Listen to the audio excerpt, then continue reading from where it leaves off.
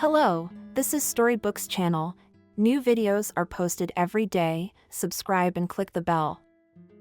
Mason was stuck in traffic for the second hour. He was supposed to be at a birthday party for an investor half an hour ago. Drove straight from the clinic. Didn't even stop home to change. Miranda's wife called every 10 minutes to remind him not to be late, but he was. Such a terrible traffic jam was not part of the plan. It's unclear what happened there. The cars were standing dead. Every 5 minutes they'd move a meter and then stop again. All the cars behind, in front, on the side were already considered, and the draggers could be considered familiar. That car overtook by half a meter and now lagged behind by 1.5 meters. What kind of fun is that? In front, an old man in a Ford, some sticks with red rags on the ends sticking out of the trunk. On the left is a girl in an Audi, always talking on the phone and occasionally glancing at Mason with interest. On the right, the most desperate or the most brazen occasionally fly by on the side of the road. What's ahead of them is unknown. Mason wouldn't be nervous at all.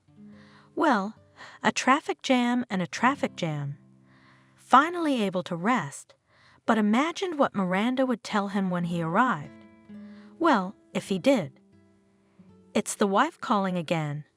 "Where are you?" "I don't know what to say anymore. Everyone's here asking about you. Don't you realize how important it is for you to be here?" "I don't really understand the importance, and I don't understand what I'm doing there either. But I'm going. I can't fly over this traffic. Can't or won't. Miranda, I'll be there as soon as I can." Mason dropped the call. He doesn't need this reception.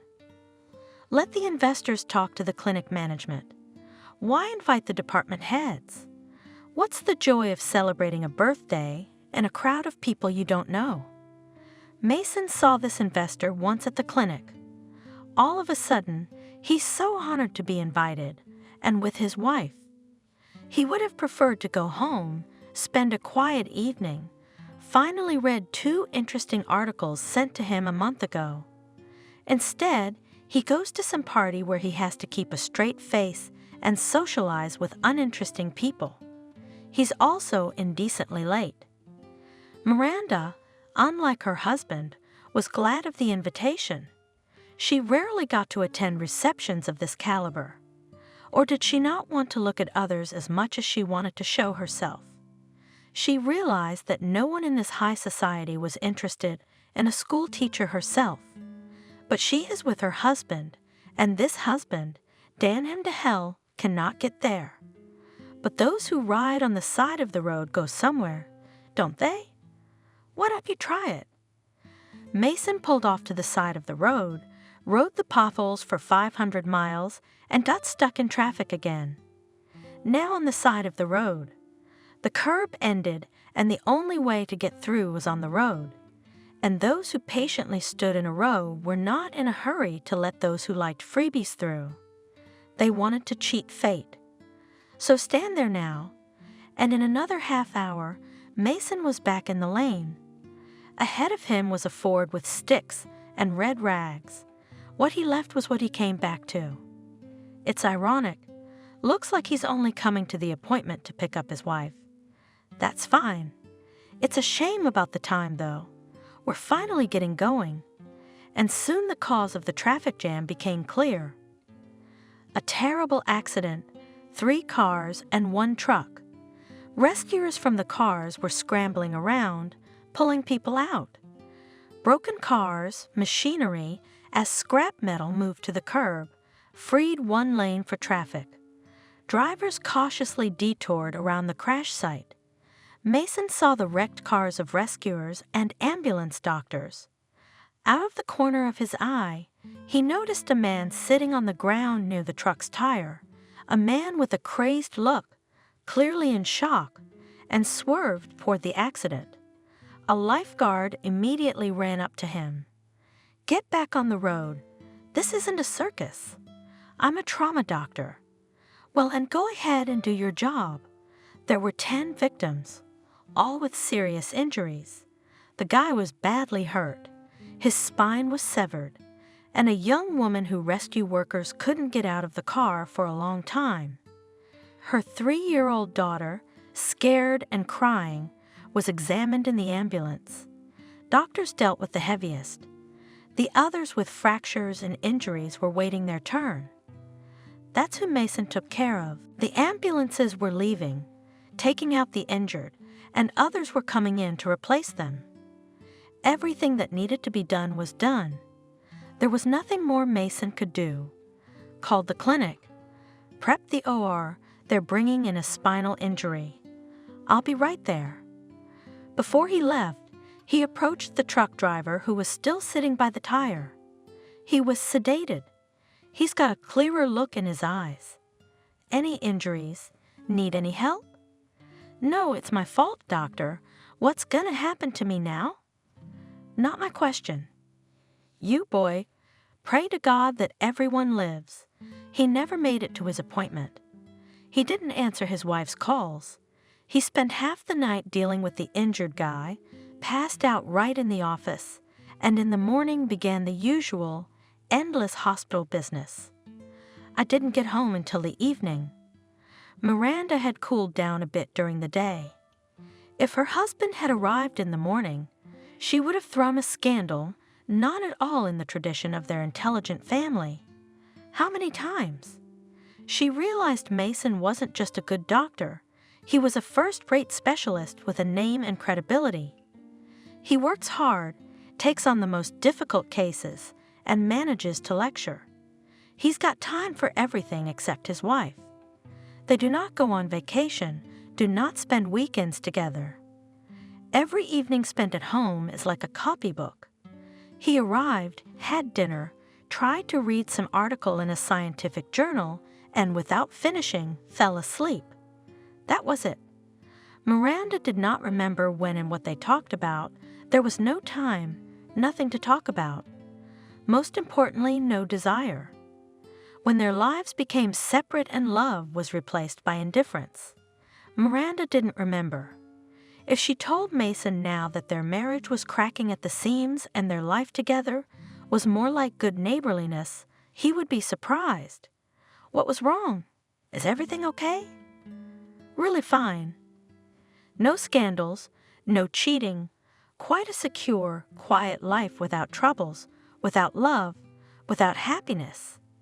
The most unbearable thing is that it's impossible to forget how happy they were. Miranda, a young, only after the Institute, teacher with enthusiasm, took up the education of the younger generation in a separate school, where she was sent by the teachers of English. She sacredly believed that the power of words can protect students from bad deeds. The main thing is to explain correctly what is good and what is bad. The beautiful impulses of her soul touched her students. They agreed not to upset Miranda. They only seemed to take patronage over the young idealist. They were sure they, in their 13 years about life, know much more than their naive Miranda. All the class went on hikes, to screenings of movie novelties, went to a skating rink or a beach volleyball tournament. In this way, in mutual illusions, Miranda brought her class to graduation. Apparently, her pedagogical efforts were not in vain, because after graduation, the students did not disappear from her life. They congratulated her on her birthday and Christmas, came to her with their troubles and just to chat. Teachers with great experience and merit thought that such trusting relations with students were an indicator of professional unsuitability. Our business is to educate.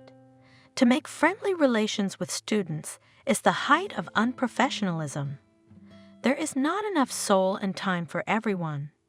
It's probably just envy. For some reason, they didn't come to them to pour their hearts out. That's where Miranda met Mason at school. He was 12 years older than her. A mature and confident man. His son went to that school, and one day, instead of Mom, Dad came to the parent-teacher conference, passionate about his work. Somewhat out of step with the canons of pedagogy, the teacher had caught Mason's eye. He'd been divorced for 3 years, no contact with his wife at all. The separation was too nasty, and he saw his son occasionally. This day he went to a parent-teacher conference for the first time in his life because the ex-wife suddenly called and went hysterical, demanded that he immediately drop all this fucking business and run to the school to save his son. From what to save, did not explain why she herself does not run, was, in general, understandable, was not able to. Mason understood that nothing terrible, most likely, did not happen, but went to school. Gotta stay on top of things. And suddenly Ethan really needs to be rescued. After the meeting, Mason approached Miranda. He really didn't understand why his wife was so hysterical. A C in physics, a conflict with a classmate. It's not a catastrophe. Normal school life. Unpleasant, sure, but no reason to declare a rescue mission. Miranda confirmed there's no problem. Ethan is a wonderful boy, a bit withdrawn, but kind and talented. Mason has already realized that she has everyone wonderful talented. She will justify the worst bully and find a lot of positive qualities in him. Amazing girl, there's not many of those left. Mason always came with flowers, gallant and courteous. Miranda's friend and history teacher Vanessa, in colors told how the teacher reacts to the fact that this pale moth, infantile girl, who does not belong in school, picked up such a groom. Our women are jealous. They can't talk about anything but you. For them, teacher and nun are synonyms.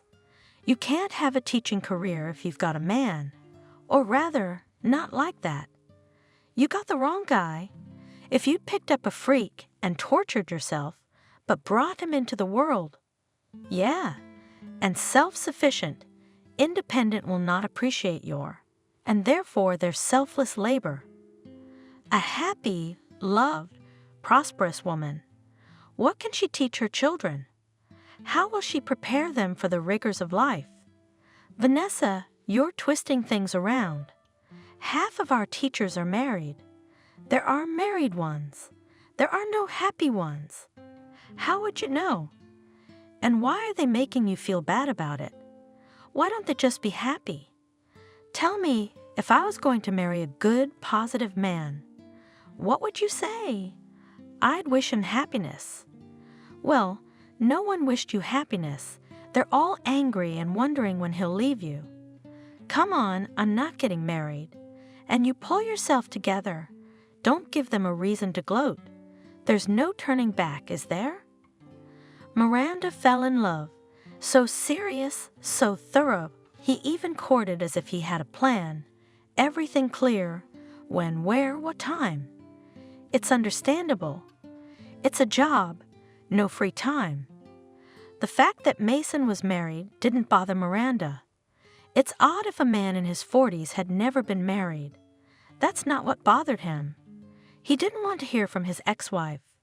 It's odd to have been married for so many years. Son's 15 years old, and Mason never said a kind word about her. What happened between them? Why'd they get divorced? Mason told me he just told Miranda what he thought she needed to know. She'll never be in our lives. I wouldn't think about her at all, but there's a son. I've helped him and will continue to help him. I think you understand. He's a big, smart boy. He likes you. Don't worry, we're gonna be fine. It wasn't just fine. It was great. They took a little wedding trip. They rented a house on the coast in the Alps for a week. Sun, sea, mountains. And nobody but the two of them. Not because there was no one, just no one. Miranda looked at her husband, and in her head there was only one thought: how much I love you. How it happened that of all men on earth the best, the most extraordinary one was hers. She was ready to look at those gray and the most beautiful eyes in the world all day long. No one had ever been so happy. She began to seriously question her mental faculties, so dumbed down in part that she can't think of anything. Just her husband, love, happiness. All the following years, when suddenly a longing came, Miranda remembered a week of boundless and unconditional happiness, and it made her feel warm. She wanted so much to return to that place, to experience the same feelings, to remember how it was to be happy. For 7 years of their life together, she had never traveled anywhere with her husband.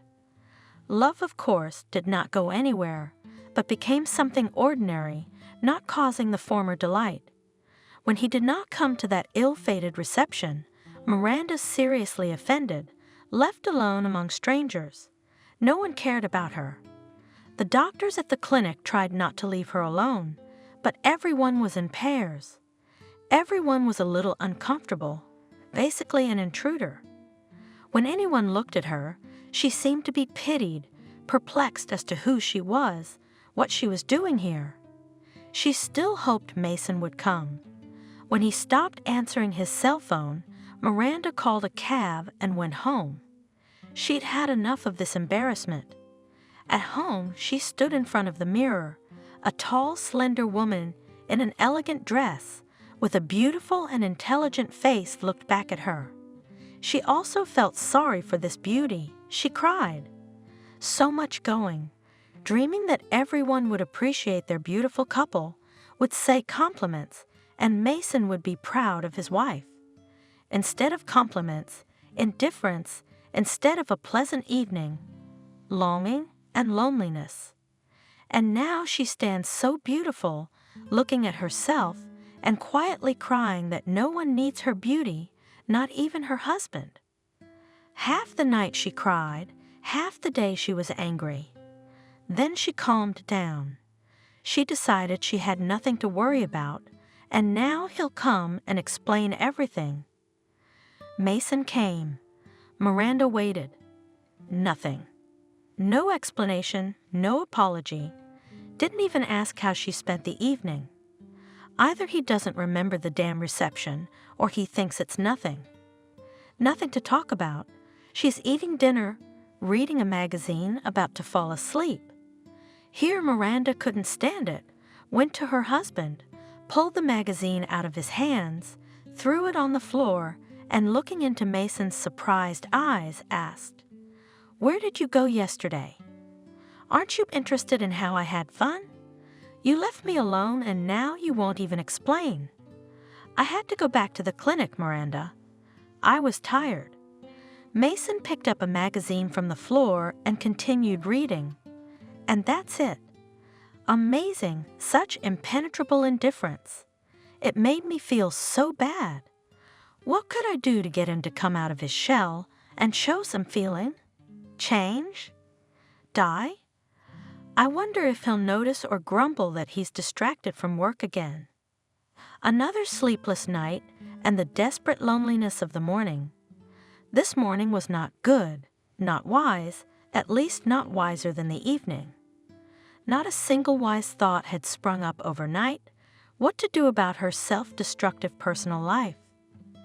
Miranda decided to take the tried and tested route. We should go to Vanessa.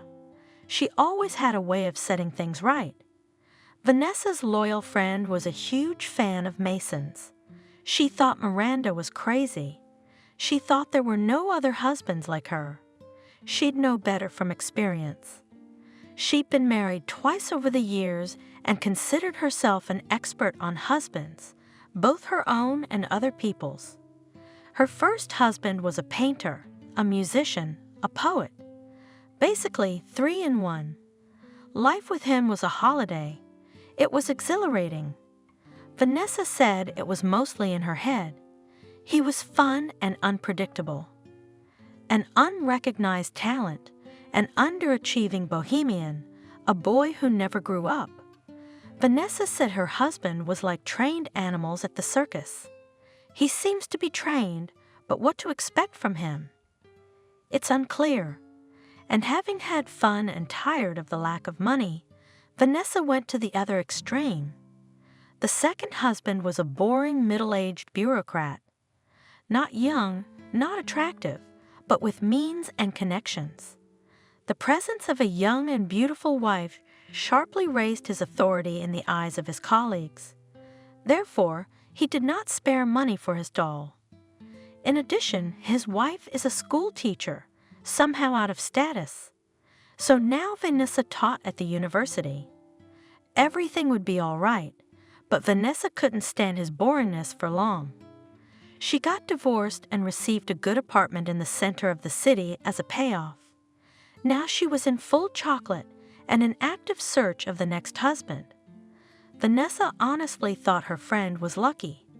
Handsome, intelligent, and a great doctor. He doesn't bore, doesn't drink, doesn't cheat. What more could she ask for?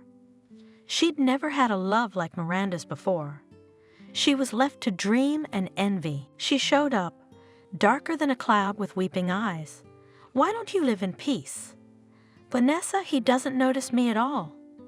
If I disappear, he'll realize it when he can't find dinner. He doesn't always eat dinner at home, so he won't find me missing right away. He doesn't care about me at all. When I went to college, I consulted with him. I couldn't make up my mind, and he asked me a month ago how I was doing in school. Miranda, aren't you exaggerating?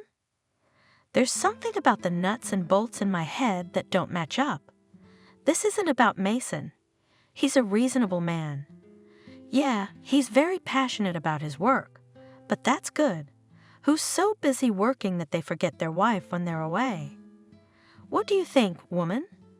Not really. Although maybe it would be better. At least it would be clearer. You, girlfriend, don't take it out on your husband. He's tired. He'll come to his senses and everything will be fine. For men like your Mason, you'll have to look harder. What kind of man I'll put in the basket? Take to the forest, throw to the devil. Miranda wistfully advertised. Hey, girlfriend, where'd you pick that up? What kind of art is this? I'll take it out and throw it away. If you throw it out, they'll pick it up. Look, I really don't understand what's wrong with you. There's no such thing as crazy love for life. You've had it, but I haven't. 2 husbands and not one out of this world love. You're lucky, Miranda. Don't piss God off. Maybe you're right. What happened? Here I am again with my melancholy. You're welcome. My vest is always at your service. A few days later, all the news programs started with breaking news. There had been another earthquake. The country watched with bated breath the statistics of the dead and wounded. Rescuers and doctors from all over the country flew to Turkey. Mason was going to be part of one of the teams. Miranda, you understand, I can't not go. I'm needed there now. Don't worry, I'll be home in a week. Miranda watched the news like a bulletin from the front. Once she saw Mason in a story about doctors. Worried and called, he didn't always answer. My heart ached. Chased away the dark thoughts of what might happen. I mean, he stays out of the rubble, helps those who've already been hurt. Suddenly, there's another jolt. More dead and wounded. Mason hasn't called in 2 days, hasn't answered his cell phone. Finally, Mason calls. No, it's not Mason. It's an unfamiliar number. Yeah, I'm listening. Miranda? Yes. Your husband, Mason, was killed in the debris removal. We're very sorry for your loss. We're covering all transportation costs. They're taking what? What transportation? Are they talking about Mason? What do you mean, dead? Is everybody out of their minds? Miranda dialed and dialed Mason's number. He wasn't answering for some reason. I heard some kind of ringing in my ears, then some kind of rumbling. It was someone banging on the door. I got up, went to the door, stood looking at it, didn't know how to open it. Something unpleasant was said to me. I don't remember what. Who's banging on the door like that? There's a bell. Miranda opened it. Behind the door stood Mason's colleagues, doctors from the clinic. So they're here. Mason's not home. There was no birthday party either. Suddenly, it rang clearly in her head. Dead. Condolences. Miranda didn't remember anything else. She woke up when the coffin was lowered into the grave, screamed, rushed, was held, struggled in someone's arms and screamed. The next thing was foggy again. Like Vanessa, like Ethan saying something, feeding her something. When I came to, I was surprised I was alive. No, not surprised. I was upset. Why alive? Vanessa, like a guardian angel, always stood behind me and did not let me fall into the abyss, calming, persuading, drawing prospects, pushing me to action. In short, after a couple of months, you could talk to Miranda without fear of going crazy. To be honest, Vanessa hadn't expected Miranda to be so disturbed. Understandably, a loved one had died, but to be thrown out of her life like that. Vanessa looked after Miranda herself. Miranda recovered, went back to her normal life.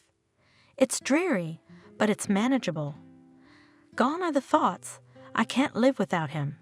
I can. At least I'm trying.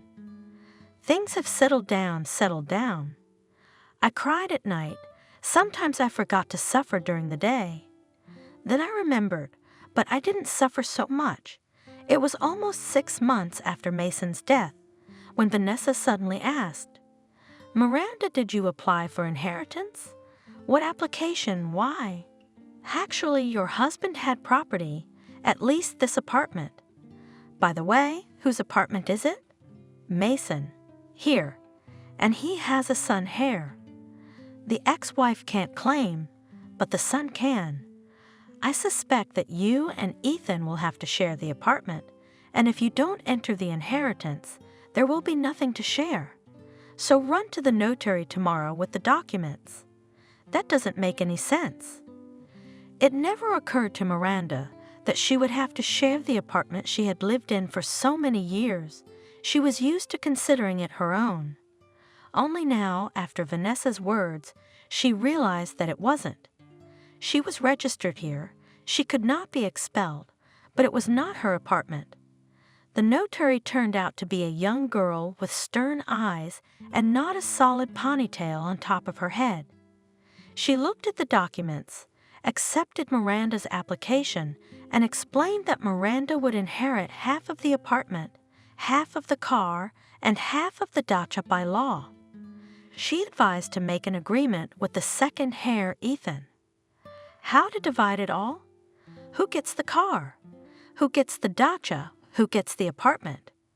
Miranda was ready to give up the car and the cottage if they gave her the apartment. She simply had nowhere to live. Ethan probably wouldn't mind, but his mom was still there. Some weird message came through. Land and property tax arrears. Miranda thought at first it was for the cottage and apartment, but why in her name? All-knowing Vanessa advised to go to the registry and find out what kind of tricks. Oh, Miranda, I'm having second thoughts. This is not good. The doorbell rang. Miranda said a quick goodbye to James and went to answer the door.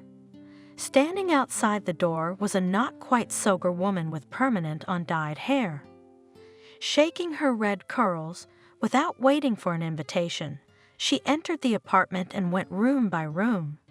Who are you? I'm Pooh. Who are you? My son, the landlord. I want to live with my son. You don't have kids. You wouldn't understand, but I'll live with my son. But Ethan only owns half of the apartment. The other half is mine. Great. We'll live together, except roommates.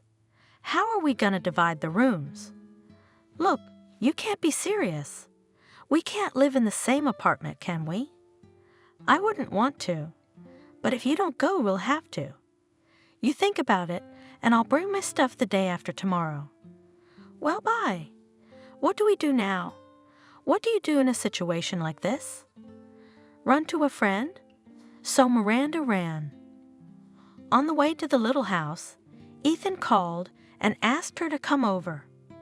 I wanted to know if the idea of living together was her mom's fantasy or their decision. Ethan was not reassured. The decision to squeeze Miranda out of the apartment, Mason's revenge, albeit belated. Ethan had talked his mom down, offered her options. She wouldn't listen. It's not so much the apartment as the desire to show her power. She wouldn't back down. She'd ruin her life any way she could. Ethan left, and the girlfriends were left to grieve. Miranda, why don't you buy half the apartment from her? If there's not enough money, I'll add to it. I'm afraid she won't sell. It's important to humiliate me. She dreams of humiliating me, ruining my life. She won't take money for such a pleasure. Ethan realizes that it's impossible to live like this, but she can't do anything. She has the idea to move in with me. It's fun and revenge for a miserable life. You should have seen her. She's got an ambition to kill me, and she's not going to give up that kind of joy. Look, is she crazy? Is she really going to live with her ex-husband's widow? Looks like it. Move in with me for a while, then you'll have to do something about the apartment, sell it, split it up. I don't know what. Of course, you're on the prowl, and I'm just running around here. No, girlfriend, I'm not my enemy. I don't want to be without a friend. Who do you want to stay with? With that crazy woman in the same apartment? Are you seriously considering that? No, of course not. I have an unfinished palace. I'll go and see it. Where? In the country. It's in the middle of nowhere. It's nothing like that.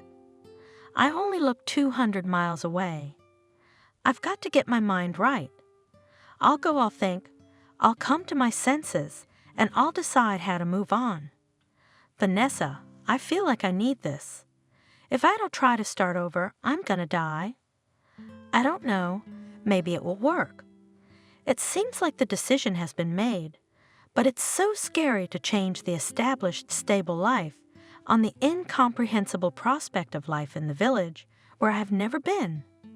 But then some builders showed up, measured the height of the opening, and asked about the load-bearing walls.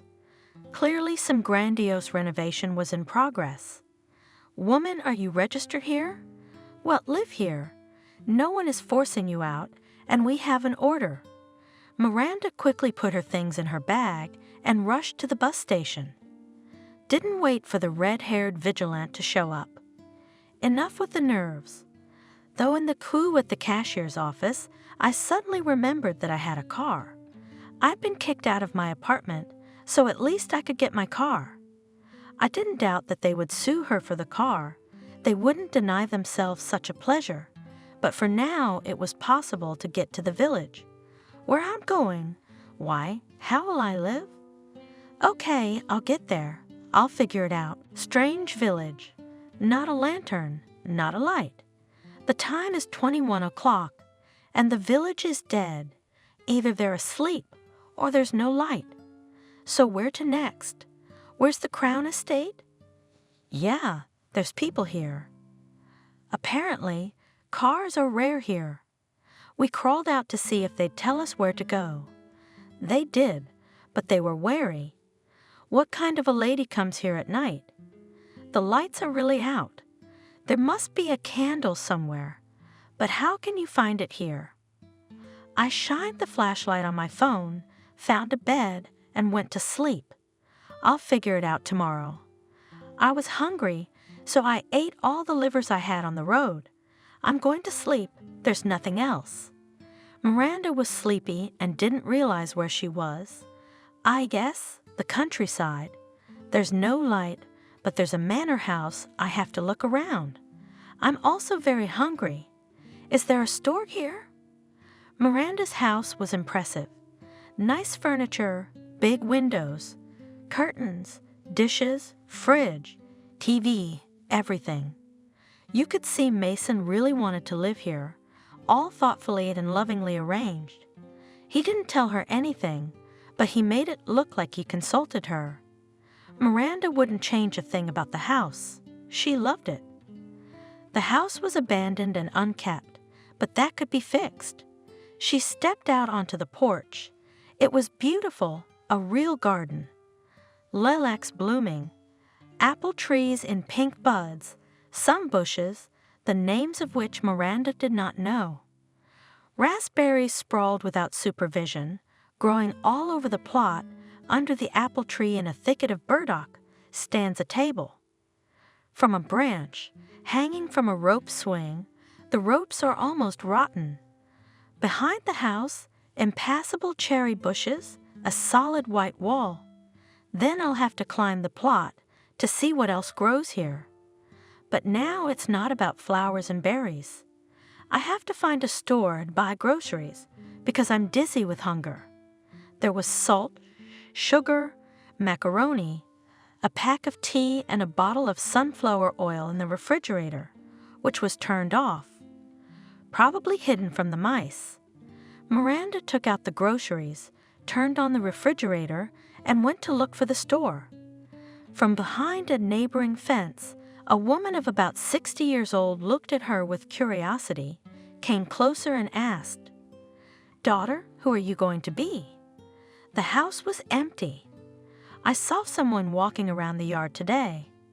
The owner, Mason, is here, a doctor from the city. Are you his wife?" Widow. It was the first time Miranda had ever said that word out loud. It was harsh, hard, hopeless. Divided life into before and after. "Oh, I'm sorry, old fool, minding my own business. My name is Aunt Clara, and I'm Miranda. Can you tell me where your store is?" "Just down the street. You'll reach the center. There's a store, a school, and the administration. If you need anything, you can come to me." "Come on in."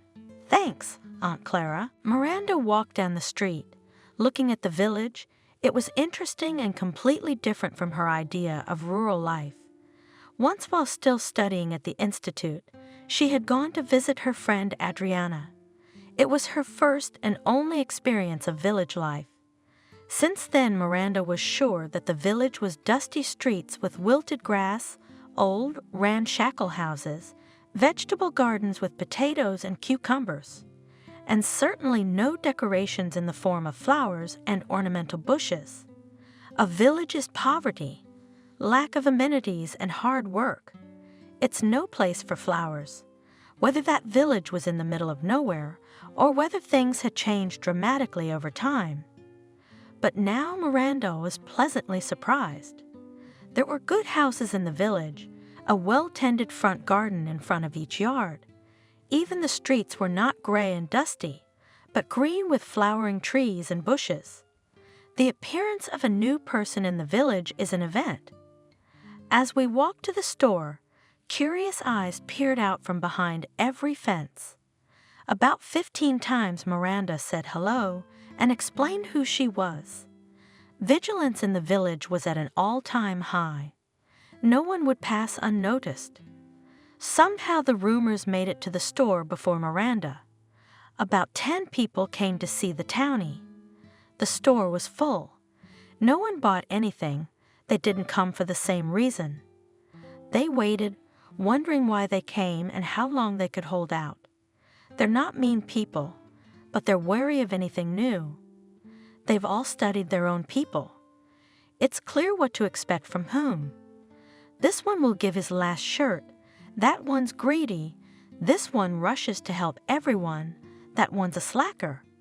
But these are all their own relatives, and here we don't know what's arrived.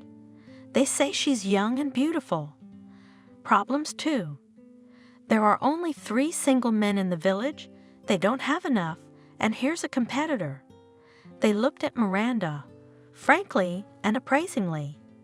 They began to ask questions cautiously. "Are you coming to us for a long time? Or just for a week's rest?" "No, not a week. I'll stay here. But I don't know how long." "What are you going to do?" "You're probably a manager or a designer." "You don't know how to work with your hands in the city." "Not really. I'm a teacher." "That's good. We have a big school. We need teachers." but it's hard to live in the countryside. In winter, it gets so snowy you can't leave the house. It's good that we have gas and don't need to heat stoves. And you can't live here without a vegetable garden. They don't bring vegetables here. Aunt Lisa, don't scare the man. Why are you attacking him? A saleswoman stood up for Miranda. I don't bring vegetables. You won't buy them, but I'll bring them if I have to. Who eats these store-bought vegetables? Are we not going to share cucumbers and tomatoes? Come to my place. I still have some potatoes and carrots left. I'll give you some. Thank you. Ladies, do you want to buy anything? If not, go with God. It's a hobby club. Miranda got the groceries. It's a little heavy. And I need a bucket, a mop, dishwashing detergent, window cleaner, and a few other little things. I can't carry everything. You're gonna clean up? Yeah, the house has been closed up since last summer, and it's been filthy. Let's do it this way. You take what you need now, and the rest, along with everything else you need for cleaning, I'll be back in a couple hours. My fiance's here. He's taking me home for dinner. We'll load everything up, and I'll come and help you after work. You'll be cleaning this house for a week. My name's Nancy, by the way. It's embarrassing. Come on. I'm curious to know what kind of bird you are. Let's get to know each other. Oh, I don't have to tell Miranda. The whole village knows. Miranda came out of the store, took a look around. There's a school.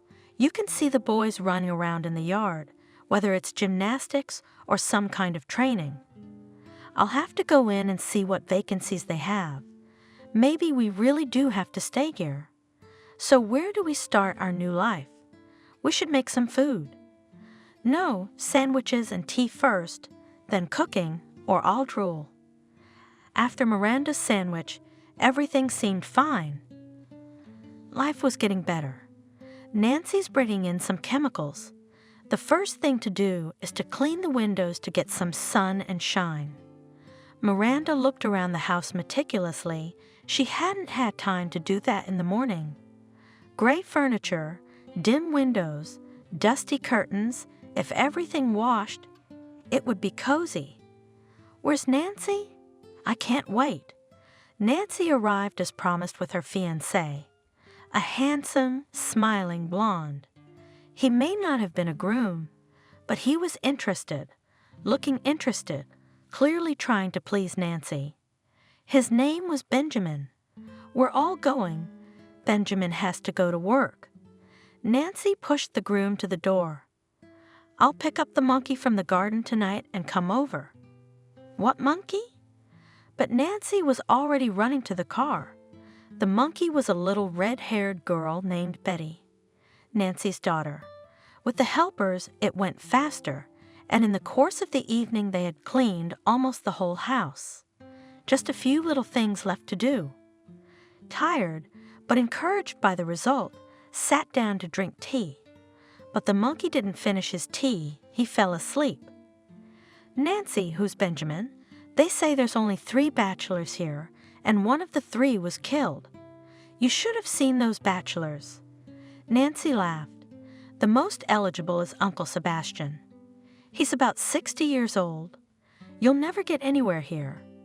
He's been courting your neighbor Aunt Clara for about 30 of his 60 years. For as long as I can remember, he's been a suitor, and he's never decided to propose. And the second bachelor is not looked at even by the most stale girls. 40-year-old Nikolai studied in Washington. They say he's a computer genius, works from home, lives with his mom, doesn't go anywhere, doesn't talk to anyone. His mom tells me he was married. The village doesn't believe it. Someone considers him abnormal, but all agreed that he is unsuitable for socializing and even more so for marriage. The third bachelor is a dark horse, but according to Clara, a very interesting man.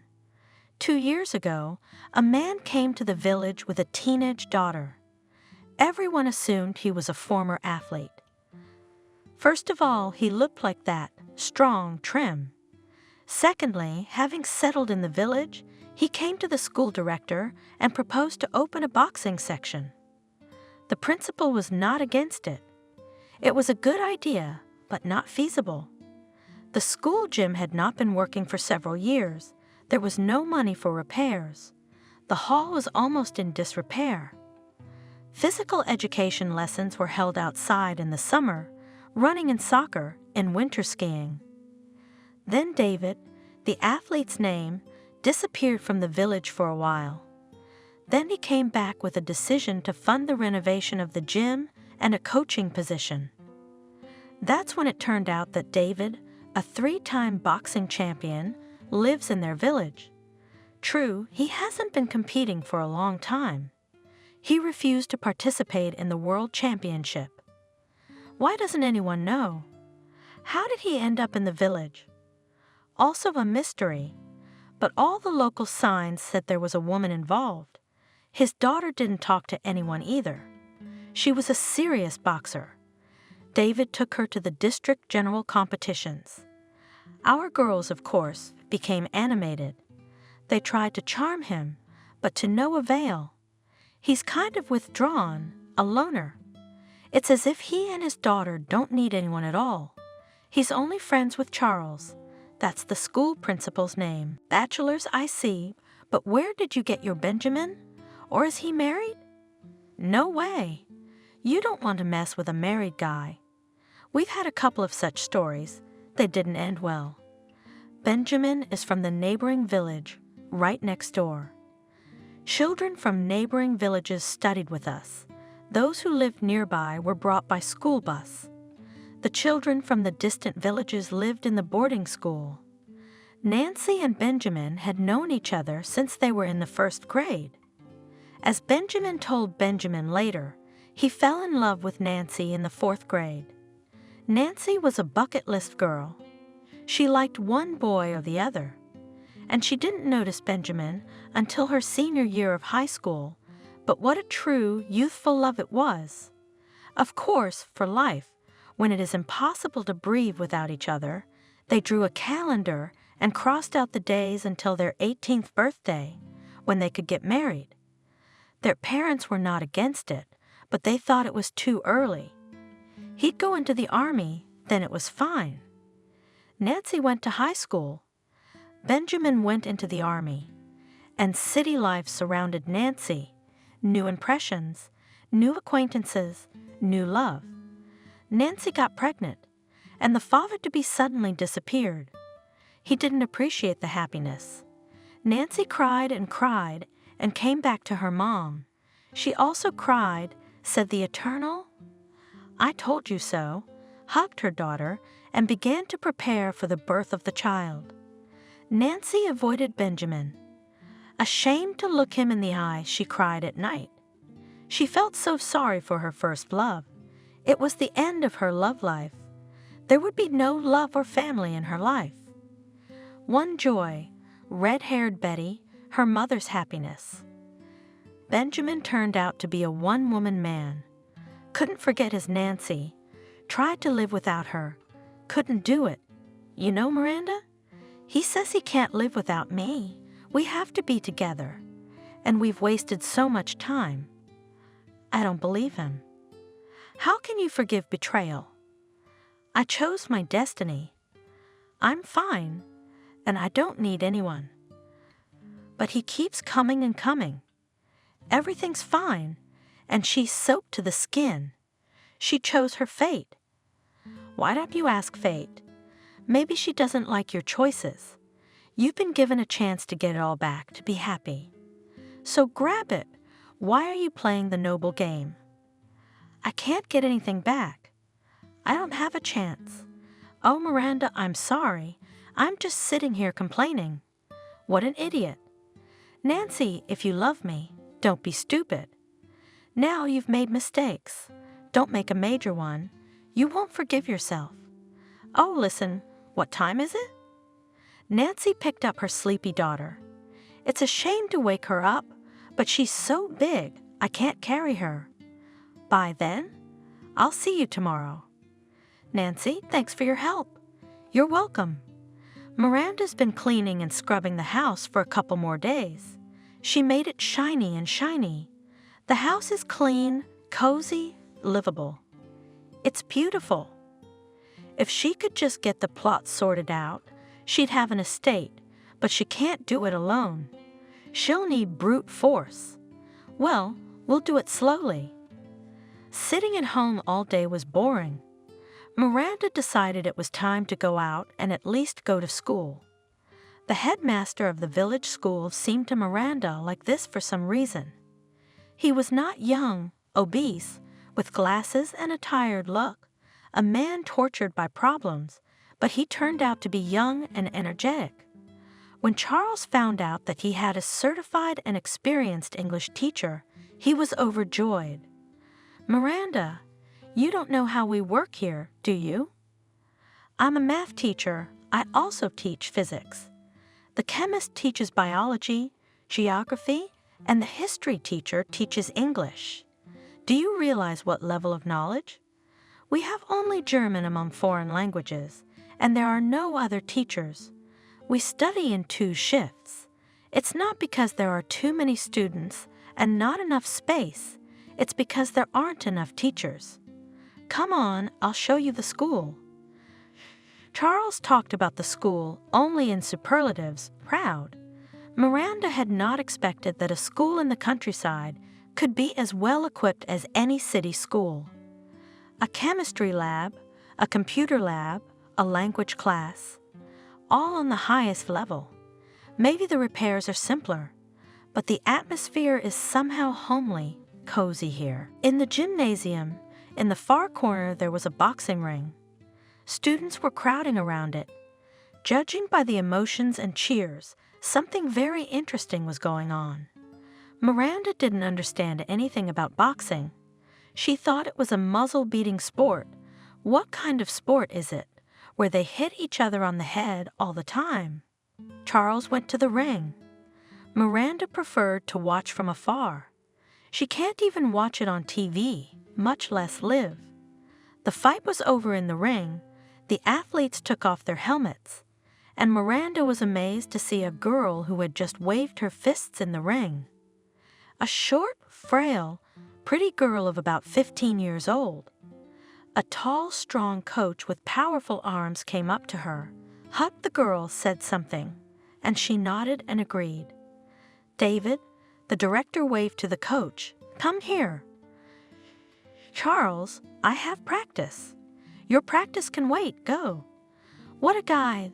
The principal is on a first-name basis with the students. All right, folks, but there are professional ethics. I mean, a bump on the head doesn't go unnoticed. Miranda, this is David, the coach. He's got all the boys in the village. He's got the little ones and the ones who've left school. David, Miranda will be teaching English, I hope. Hello. Up close, the coach seemed huge. He didn't look at all welcoming. He doesn't care about Miranda or English. A rude bore. At least he could pretend to be pleasant. I'm surprised his children aren't afraid of him. A girl who had just fought in the ring approached them. Charles smiled. This Kelly, our pride, is district champion and overall medalist. Daddy says she's very capable. She belongs in a big sport. That's my daughter, says David. I'm sorry, it's probably none of my business, but aren't you scared for your daughter? It's not a woman's sport, is it? Yeah, it's none of your business. Okay, this conversation is over. Time to go. Charles, thanks for the tour. I'll bring my papers tomorrow. Goodbye. Miranda went to the exit of the hall. She heard the principal quietly reprimanding David. Are you crazy? Why are you being rude? You horny bear. You don't take offense at Daddy. Kelly caught up with Miranda. You've gone wild with your boxers. You've forgotten how to talk to women. How'd you get settled in here? Would you like some help? I'm afraid Dad wouldn't like that. No, he won't. He's not mean. He's just unhappy. He needs to come out of his shell and socialize, but he doesn't want to. You don't have anyone here either, do you? Let's be friends. And Dad, I'm sorry. I know he's already talking himself to death. His conscience is killing him. He'll apologize tomorrow. Okay, we'll see. And you, Kelly, come by if you get bored. She's such a sweet girl, and she loves her daddy. I wonder why she called him unhappy. Something terrible must have happened. If a person is so closed in himself, separated from everyone, ostentatious indifference, and deliberate rudeness. Miranda liked the school, the principal. She decided that she would be comfortable in her new place of work.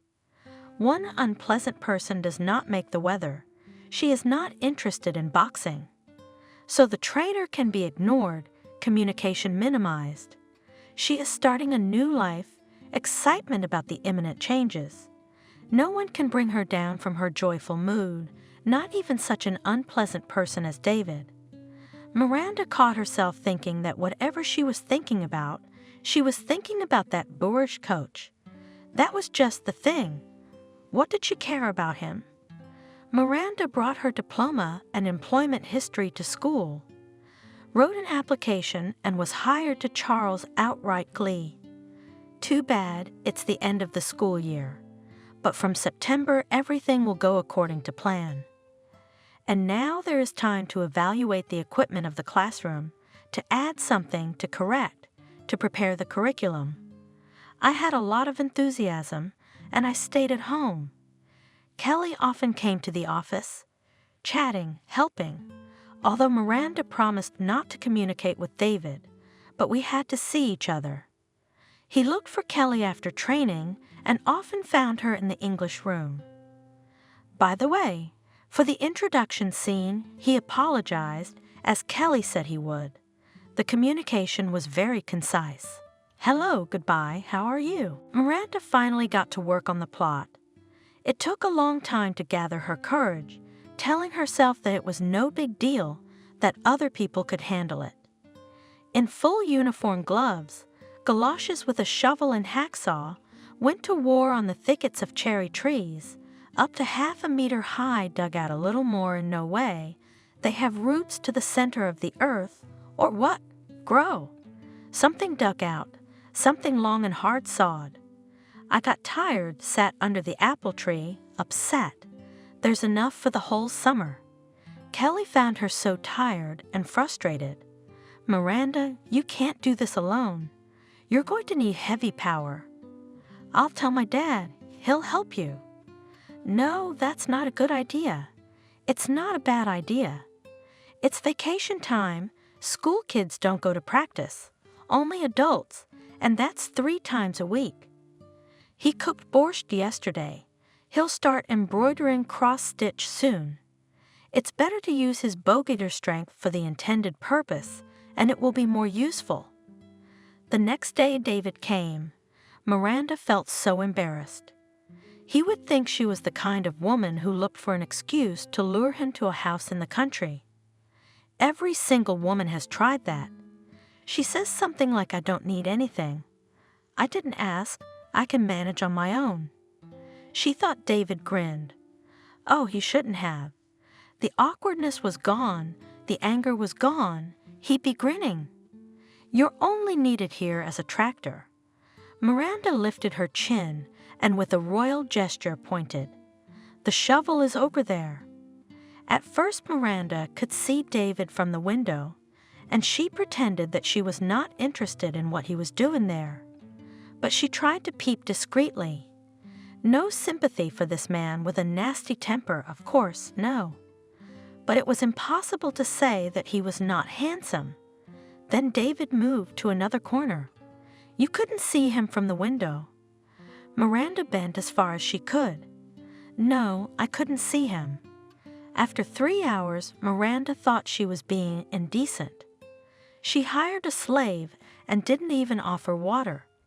She took a bottle, went behind the house, and was stunned. No thickets, 5 gorgeous cherry trees, and some bushes along the fence. Just a delight. David was tired and asked for water to wash his face. Miranda brought a bucket of water. David took off his shirt and splashed in the bucket. Miranda didn't look, but her eyes somehow squinted in that direction. Nancy came through the wicket. Dan, what bad timing. Whoa. Nancy whispered. What's this about mating games? It's the season. Nancy, what are you talking about? Kelly sent it, and she has a dream and an idea for us to be friends. She's worried sick about Daddy. I'd be worried too if I were you. Daddy's good. He's not good enough to be your girlfriend. I am, but he's not. And tell Kelly that you can't be friends with him. He's not fit for friendship, only for love. Nancy, stop messing with me. What are you doing here? If you're visiting, shall we go inside? No, Miranda, I'm not visiting. I'm here to formally invite you to the wedding. Oh, really? You're such a rule breaker. You've made up your mind. Stop wasting time. We're getting married in a month. Of course, I could have brought the invitation later, but I'm so excited. I wanted to share it with someone. David, are you listening? I'm inviting you to the wedding. Nancy, why him? Miranda whispered so David wouldn't hear. You don't know him at all, do you? It's a whim of mine. I invite whoever I want. Well, I'm off. The groom's waiting. Nancy left. David sat on the porch and Miranda didn't know what to do next. She was grateful, of course. She should probably invite him to dinner. She imagined this lunch, sitting across from each other, chewing and silent. It's perfect. It's like a romantic date. If she doesn't think of something now, he'll leave. Isn't that what she wanted? And now you're looking for a reason to stall. That you liked him or Nancy's example inspired you. You want to get married? Yes, I liked him, that's for sure. Not everyone would go to a woman who shows her disdain as much as she can to dig cherries. And then he's so cute. Miranda hadn't thought of what to say yet. David had already put on his shirt and was about to leave. Kelly saved the day. She flew into the yard and slowed down. Oh, Daddy, I'm glad you're still here. Let's take Miranda to dinner. Miranda, you have no idea how good a cook he is. He also plays the guitar. What at the same time? No, at the same time. Kelly, did you and your dad agree on this? I'm fine with it. All of a sudden, David's coming out. Well, that's it. It's a deal. We'll see you tonight. They left and Miranda was surprised. How lucky that she didn't have to make the first move herself. David and Kelly were walking home and he hissed, You're a smart and beautiful girl, but I think it's time to whip you. Daddy, don't pretend. I can see you like it, Miranda. What would you do without me? Thank you, or you'd be walking in circles for another year. It's too late to whip you. You're 10 years too late. Miranda was going to visit, pulling out almost her entire closet to wear. Isn't that a little flashy? No one will think she's dressing up for him. It's boring. It's unfashionable. Here's a light-colored sundress with little flowers. Modest but tasteful. God, if anyone had told me she'd be dressed up and nervous about meeting a nondescript dork. I have spat in his face. What a way to turn fate around, huh? Dressed up and nervous. Dressed up. I went out. And there's Aunt Clara from behind the fence. Where are you dressed up? You can't go anywhere in this village without supervision. What do you care? Good man, get your hands right. What's the matter? Everybody knows, and she hasn't gotten there yet. The village knows they've got David. They're counting when to get married. Impossible people. It's understandable that we're bored and want colorful events, but not to such an extent. Although let them think, maybe it will come in handy. Dinner was beyond praise. I couldn't believe David made it. Well, how could I not? There's no restaurants around here. You can't order in." Kelly was radiant, talking only about her daddy, how wonderful he was, and what a sports career he had made. The girl really wanted her daddy to be happy. She remembered Mom, remembered what love was like, but Mom was gone. She couldn't allow her daddy to live a lonely and uninhabited life. She liked Miranda very much, and as she noticed, Miranda looked at Daddy with interest. Kelly set herself a goal. We have to get them together. And if the child is up to something, the parents are powerless. David and Miranda had another fight. Everything was fine, talking, joking. It turned out that David is not a bore at all, but a very pleasant person. "Miranda, who told you to say that?" Again she started talking about boxing not being a sport for girls. It's like stepping on a favorite pet peeve. For so many years David nurtured in his daughter's fighting qualities, almost brought up a champion, and now some city bimbo, a teacher who knows nothing about professional sports, says that his daughter should give up boxing. Yes, she doesn't embroider cross-stitch, but she can stand up for herself. If someone hurts you, you will cry, but she will fight back. She'll grow up to be a strong athlete. I guess it's my ambition, but I want my daughter to be a champion. If you had kids, you'd understand. It didn't hurt. He doesn't know anything, but it hurt. I finally liked a man, but it's like they're from different universes. They can't understand each other. Miranda was walking home. Kelly followed her. "Kelly, go home. I'm sorry I hurt your daddy again. There's something I want to tell you. I think it's time." David and Emily were a nationally known couple. He's the American champion.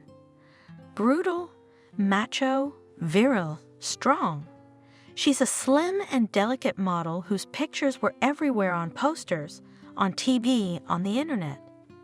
Emily gave up her career as soon as she found out she was pregnant. No doubt she didn't need all that show business. A house, a husband, and a baby. Nothing more. Kelly's birth was awaited with trepidation.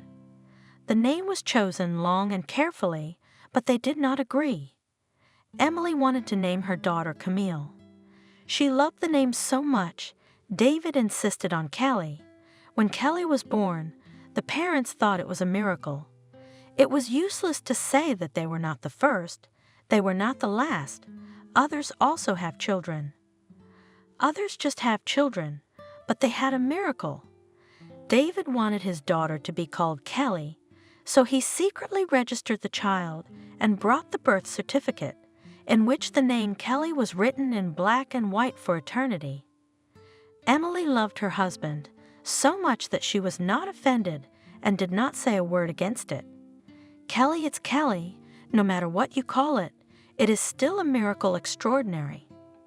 Emily took care of the house and the baby. David was lost in training and competitions. He was an American champion 3 times and was going to the World Championships. Kelly was 6 years old when Mommy got sick. She didn't understand what Mom was sick with, but she could see that Mom was in a lot of pain. It is now she knows that Mom had cancer, beyond the operable stage. We tried to treat it, looked for specialists, wrote to foreign clinics. All in vain. The worst was the feeling of hopelessness, the impossibility to change anything. David never left his wife's side. Constant care, medication by the hour. Everyone knew Emily was dying. Tried to keep her with him just a little bit. After his wife died, David withdrew from the World Championships. Kelly was quite small, and trusting her to her relatives was not something he could do. He could not leave her to anyone at all, even for a day, seemed to betray Emily. The sports career was over. The coaching job remained. Kelly everywhere dragged with him, slowly began to train, she liked it, and the ability was. His pupils consistently became medalists in competitions. He was proud of their success. Life settled down.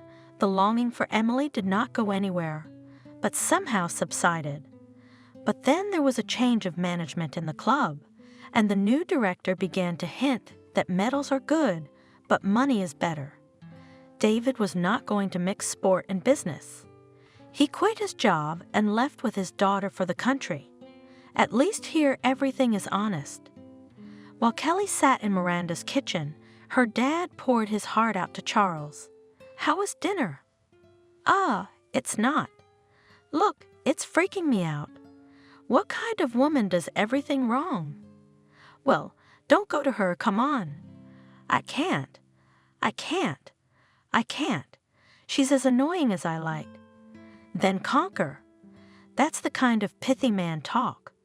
Miranda was already timid in front of David, and after what Kelly said, she felt like a complete fool who, knowing nothing about a man, managed to judge. And what's worse than judging? How many times Miranda scolded herself for her language.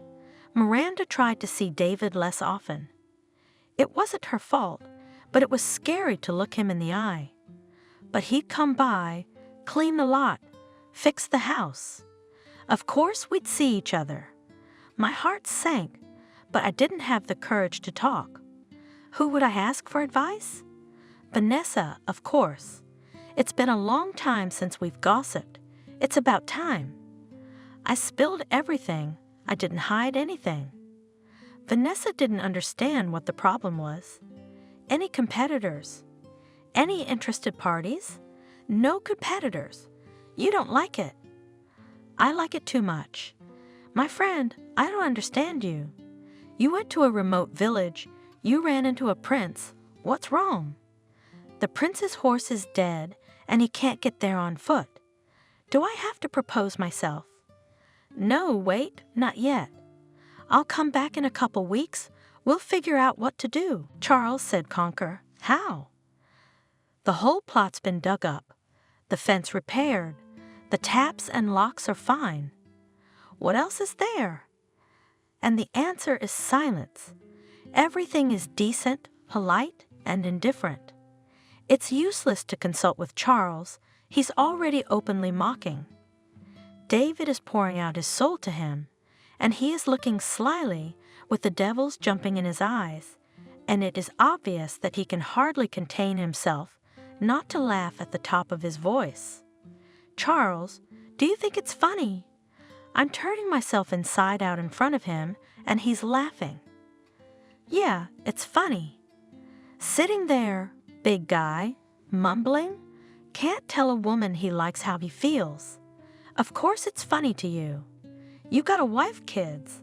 I want a wife too, by the way. And not just any kind, but a very specific one.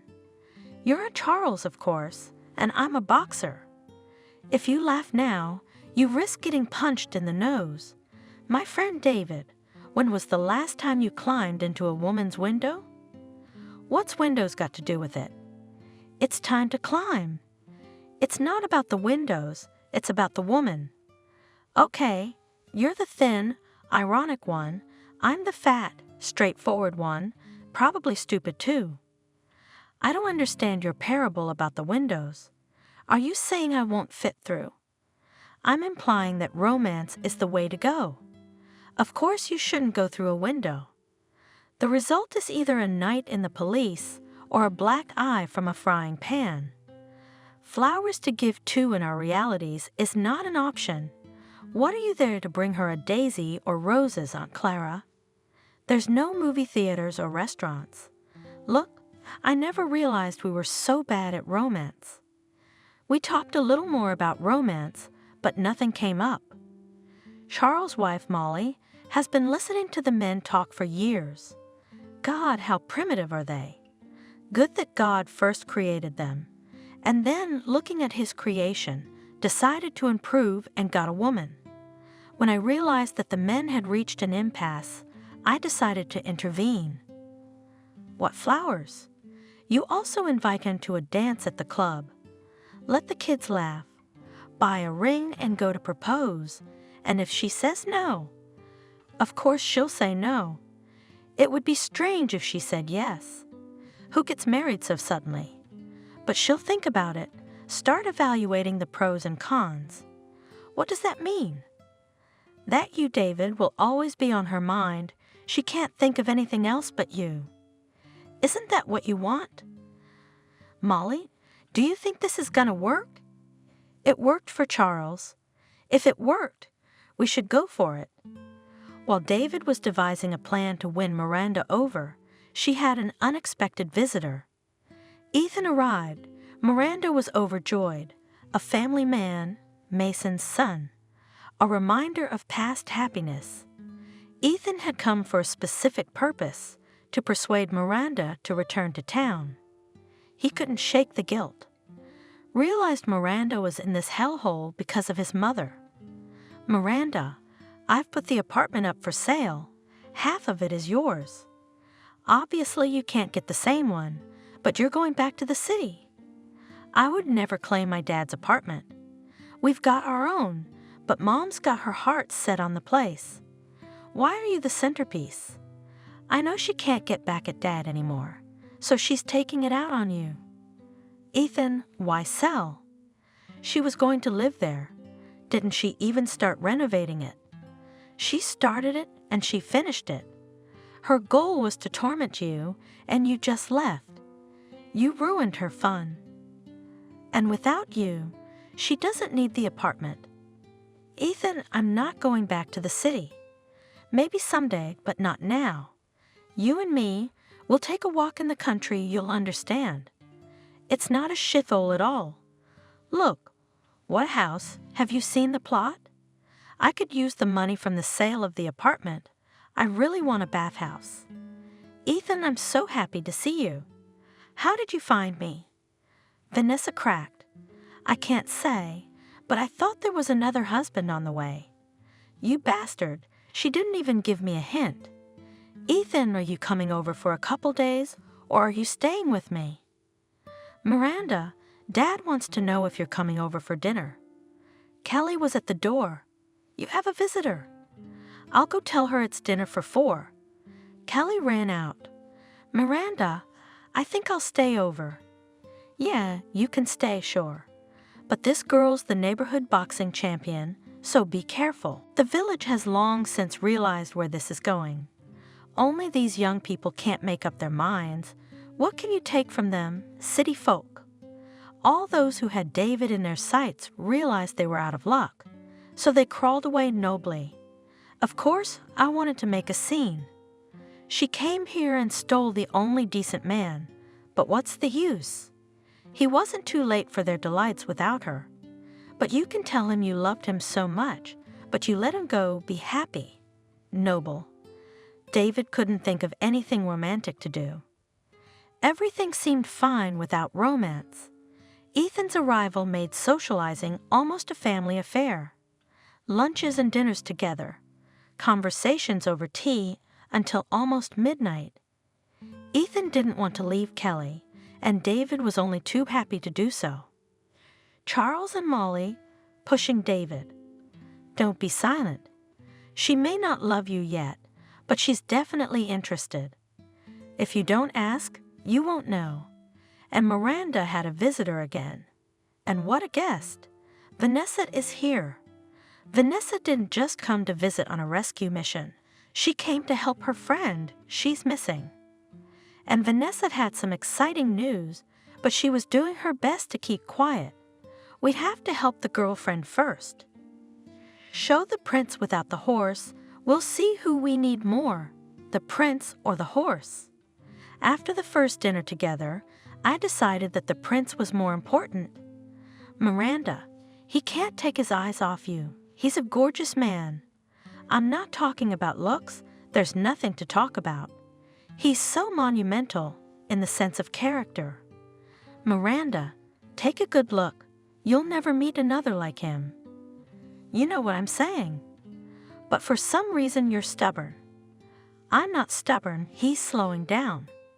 Well, it's okay, we'll push. Vanessa, why don't you say something? Ethan said you're getting married. Come on, tell me. Yes, Vanessa was really getting married and assured that there were no mercantile interests in this marriage. Knowing her friend Miranda, I doubted that very much. The fact that she was introduced to her future husband by her ex-husband suggested certain thoughts. If it was the first husband, either an artist or a poet, you could believe that money is out of the question, pure love. But Vanessa's fate was decided by her second husband. There were no people in his entourage who believed in unselfish love. He invited Vanessa to some pathos reception. She didn't refuse. Who would refuse to go out with the powers that be? There Vanessa picked up a handsome young businessman who happened to be single. Now Vanessa did everything to change the man's status to married. Vanessa, besides single, do you know anything about him? Young, handsome, rich. What else is there to know? Well, he's not that young, but do you know he's rich? Or did someone tell you? He's a businessman, so he has money. Anyway, we know for sure he's handsome. Listen, you're a smart woman, and you're not poor, by the way. Did you ever think that you're someone's prey? You can't even tell me what your businessman's business is. Never told me what? Why didn't you ask? You've always been 3 steps ahead. What happened now? I can't believe you've been brainwashed by mad love. I don't know your businessman. I've never seen him. But men his age and with a lot of money don't get lonely. Miranda, what are you saying now? That he's a con man? And Alfonso, I'm afraid. Vanessa, it's just my impression. I don't insist. But take a closer look. Don't get carried away. You've already dived in twice. David kept trying to talk to Miranda. It didn't work. It's easy to advise, don't be silent and say it. Kelly is in the way, Ethan, who won't leave her side. And now Vanessa's added to the mix. Of course, you can find a place and a time, but David didn't. He was afraid. He didn't say anything yet. He hoped she'd say no, then he'd have to crawl away, and then have a live. One night, when Kelly and Ethan had gone to the club and Vanessa had tactfully left, David made up his mind. Miranda, you can see I like you, can't you? You don't have to say anything. If you say you're so nice, but I don't want to hear it. I told you so you'd know. You already knew. Now you know for sure, think, the step is yours. David, I don't know what to say.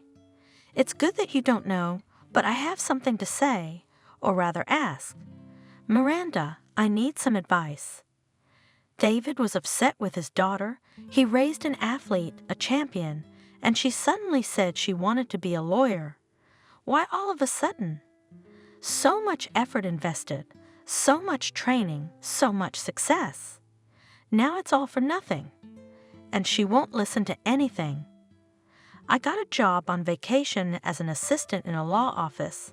I drive every morning to the district. I've been enrolled in preparatory courses since September. I'm determined to go to law school. What do you want? She becomes a champion, then what? Have you ever thought how your daughter will live after graduation, even if she has a brilliant career, without education, without a family, without children? You don't have to say that everything can be combined. You know you can't. Your daughter is wiser than you. Don't stop her. We almost had another fight. We can't have a romantic conversation. Miranda has decided to talk to Kelly. If her decision is firm, Miranda will back her up, and Daddy can't resist too. David couldn't think of anything romantic to do. He suspected that Charles was mocking him, but the idea of climbing through the window came more and more often, but in the sense of romance. Then Nancy and her wedding came to the rescue. David was going to the wedding as if it were his own, even more excited. Newlyweds have nothing to worry about. They're determined, but he had total uncertainty. The wedding was according to all village canons. Neighbors dragged to the house Nancy and pickles, homemade sausage, roasted chickens, compotes in 3 lighter jars. The men made a table for half a yard and appropriate benches. Nancy's girlfriends made up riddles for the ransom and contests for the wedding.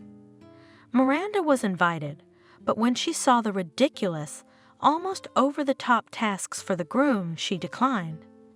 Wow, so how do you guys do things in the city? We have the internet. We can see, but we don't pout our lips or any other body parts, and we don't change sex. That's embarrassing, and we're just having fun. The wedding was epochal, one village on the bride's side, another on the groom's side. The bride had the tougher village, and the groom had the tougher men. There was no fight. Now the saying, "what wedding without a fight," is irrelevant. The bride was beaming with happiness. The groom shone like a copper basin. Betty lived up to her nickname, Monkey. She grabbed her mom by the hem of her beaufant dress or hung on Benjamin. Contests, jokes, toasts, songs, dances. The people had fun from the heart. Not often in the village happen events of this scale. Now there will be enough talk for a month. They'll be recounting who did what, who said what. The heroes of these stories will say, "It never happened." Maybe it didn't happen. It doesn't matter. In the annals of the village has already been written, and with each retelling will be added new colorful details. They say that if the guests sing a lot at a wedding, the life of the young people will be cheerful and happy. If it works, Nancy and Benjamin will be the happiest people on Miranda, and they'll be laughing all the time. The accordion player, Kevin, played all evening with a break for a drink. The people demanded songs. They sang the most heartfelt ones. Because Kevin did not have time to snack, in 3 hours we were left without accordion. The young people rejoiced they could finally turn on some normal music. They, of course, turned on, but after 10 minutes parents demanded to turn off this nonsense and turn on something soulful that for them soulful guys did not know, so they turned on Disco 80s. They got it right. Even those who had never gotten out of a chair went dancing. David walked up to Miranda, extended his hand. Miranda put her hand on David's shoulder. They danced. David thought, this is it. Romance. Miranda's heart sank. She wanted to say her love, but it seemed like a man should be the first to say it. He didn't talk about love, but he said he'd take a step after her. No, I can't take that step.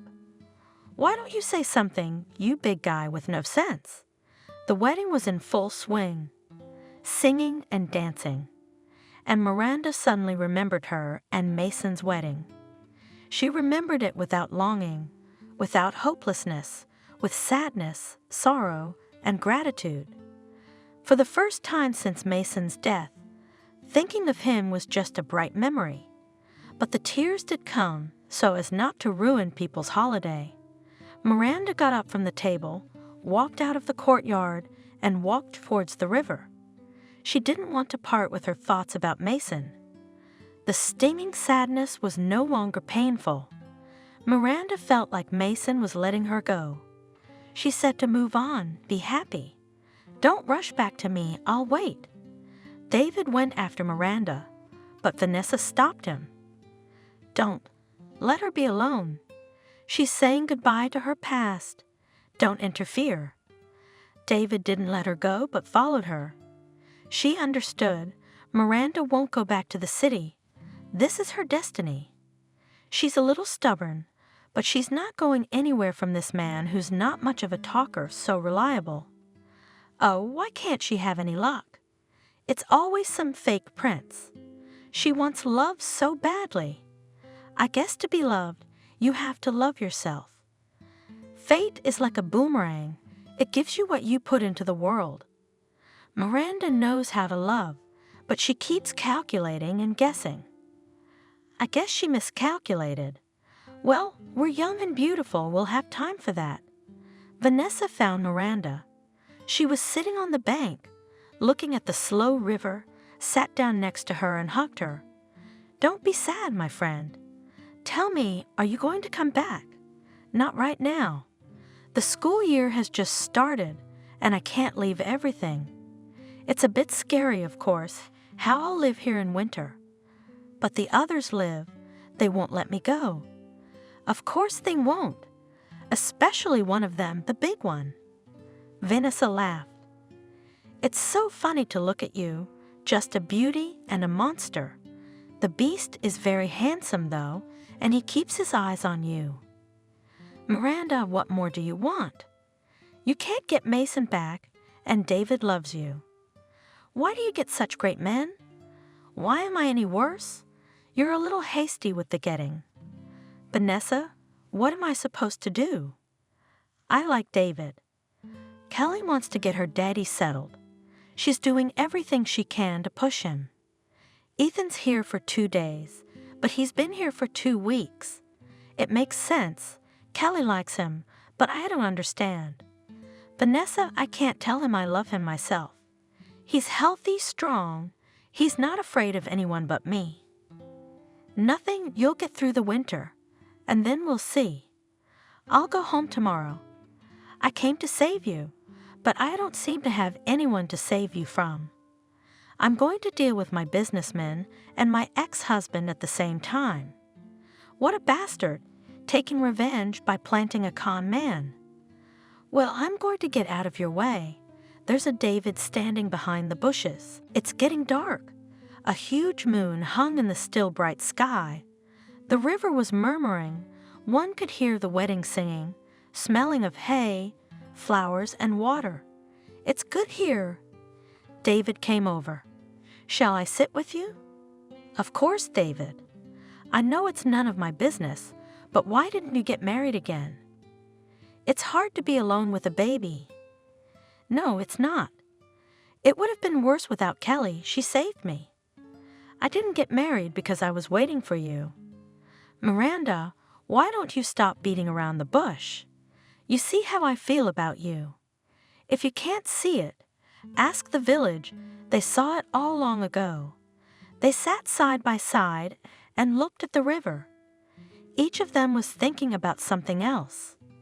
David glanced at Miranda, though he wanted to look at her without stopping. He thought that fate had given him a chance to be happy again, had sent him this woman. But he can't decide to accept this gift. Fate might take offense. Why not just hug her, kiss her, tell her how much he loves her? On Molly's advice, he even bought a ring. Maybe it's silly, but if you don't have any ideas of your own, someone else's will do. Miranda thought about how you can't step into the same river twice. She was already happy. And the way she loved Mason, she couldn't love him anymore. And you don't have to do it the same way. You have to do it differently, with the experience of troubles and mistakes. Vanessa's right. She's really lucky to have the best men. Fate has kept her from making mistakes. They say fate chooses. No, it doesn't. It gives you a chance not to make a mistake. Miranda didn't make a mistake. She won't forget Mason. Just like David will never forget his wife. They even share the same fate, the same grief. Then happiness must be shared. It should be, but if David keeps quiet, that shared happiness may never happen. Come on, David, say something. David didn't say something. David did. He hugged Miranda, kissed her, and pulled a ring box out of his pocket. Miranda, will you marry me? Miranda was confused. There was such a look of bewilderment on her face that David laughed. It was exactly the reaction I had expected. That's what Molly said. Molly who? Charles. She said you'd say no, but you'd think about it. Or not say no. I know it's the height of levity to think you'll say yes right away, but will you take the ring? You'll look at it and think of me. You will, won't you? About what? Who, me? Miranda smiled enigmatically and clung to David, thinking to herself that she was already thinking about him.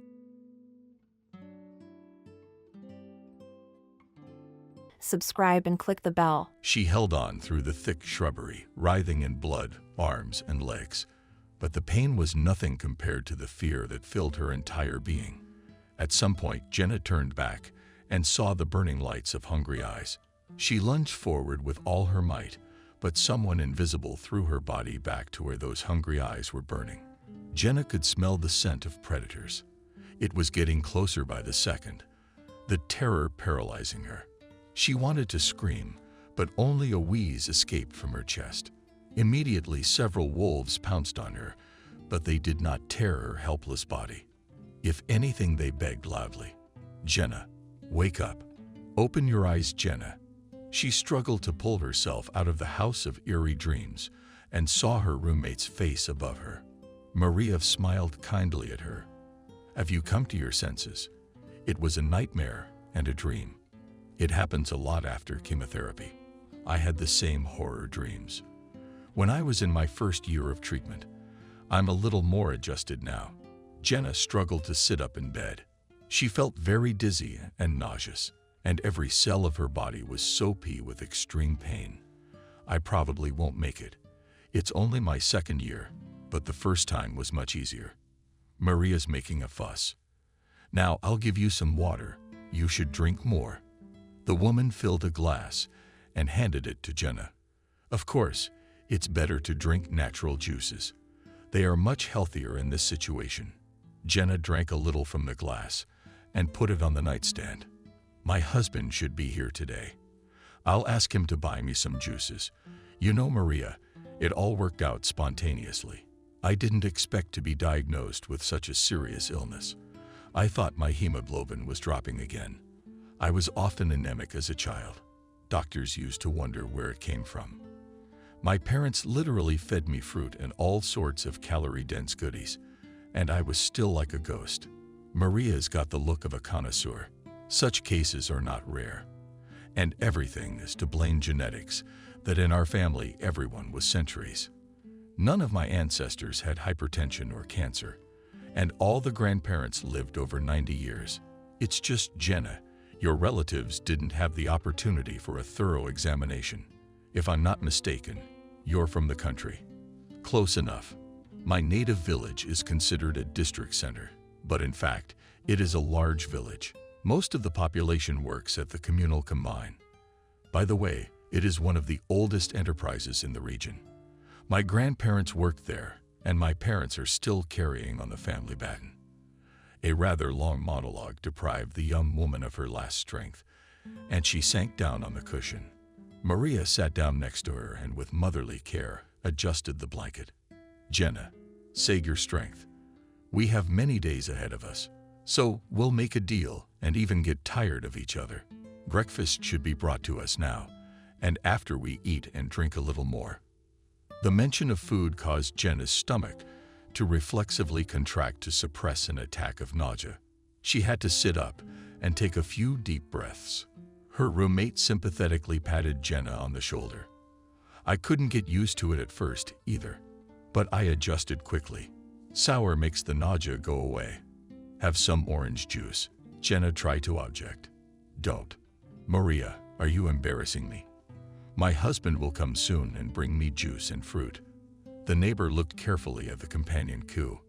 "Jenna, you must have read books about the war and seen movies." "Of course I have, but I don't see the connection between the last war and my illness."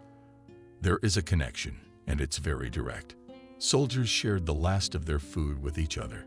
You and I also happen to be in the same foxhole. That is, in this ward. That's why we are ordered from above to help each other.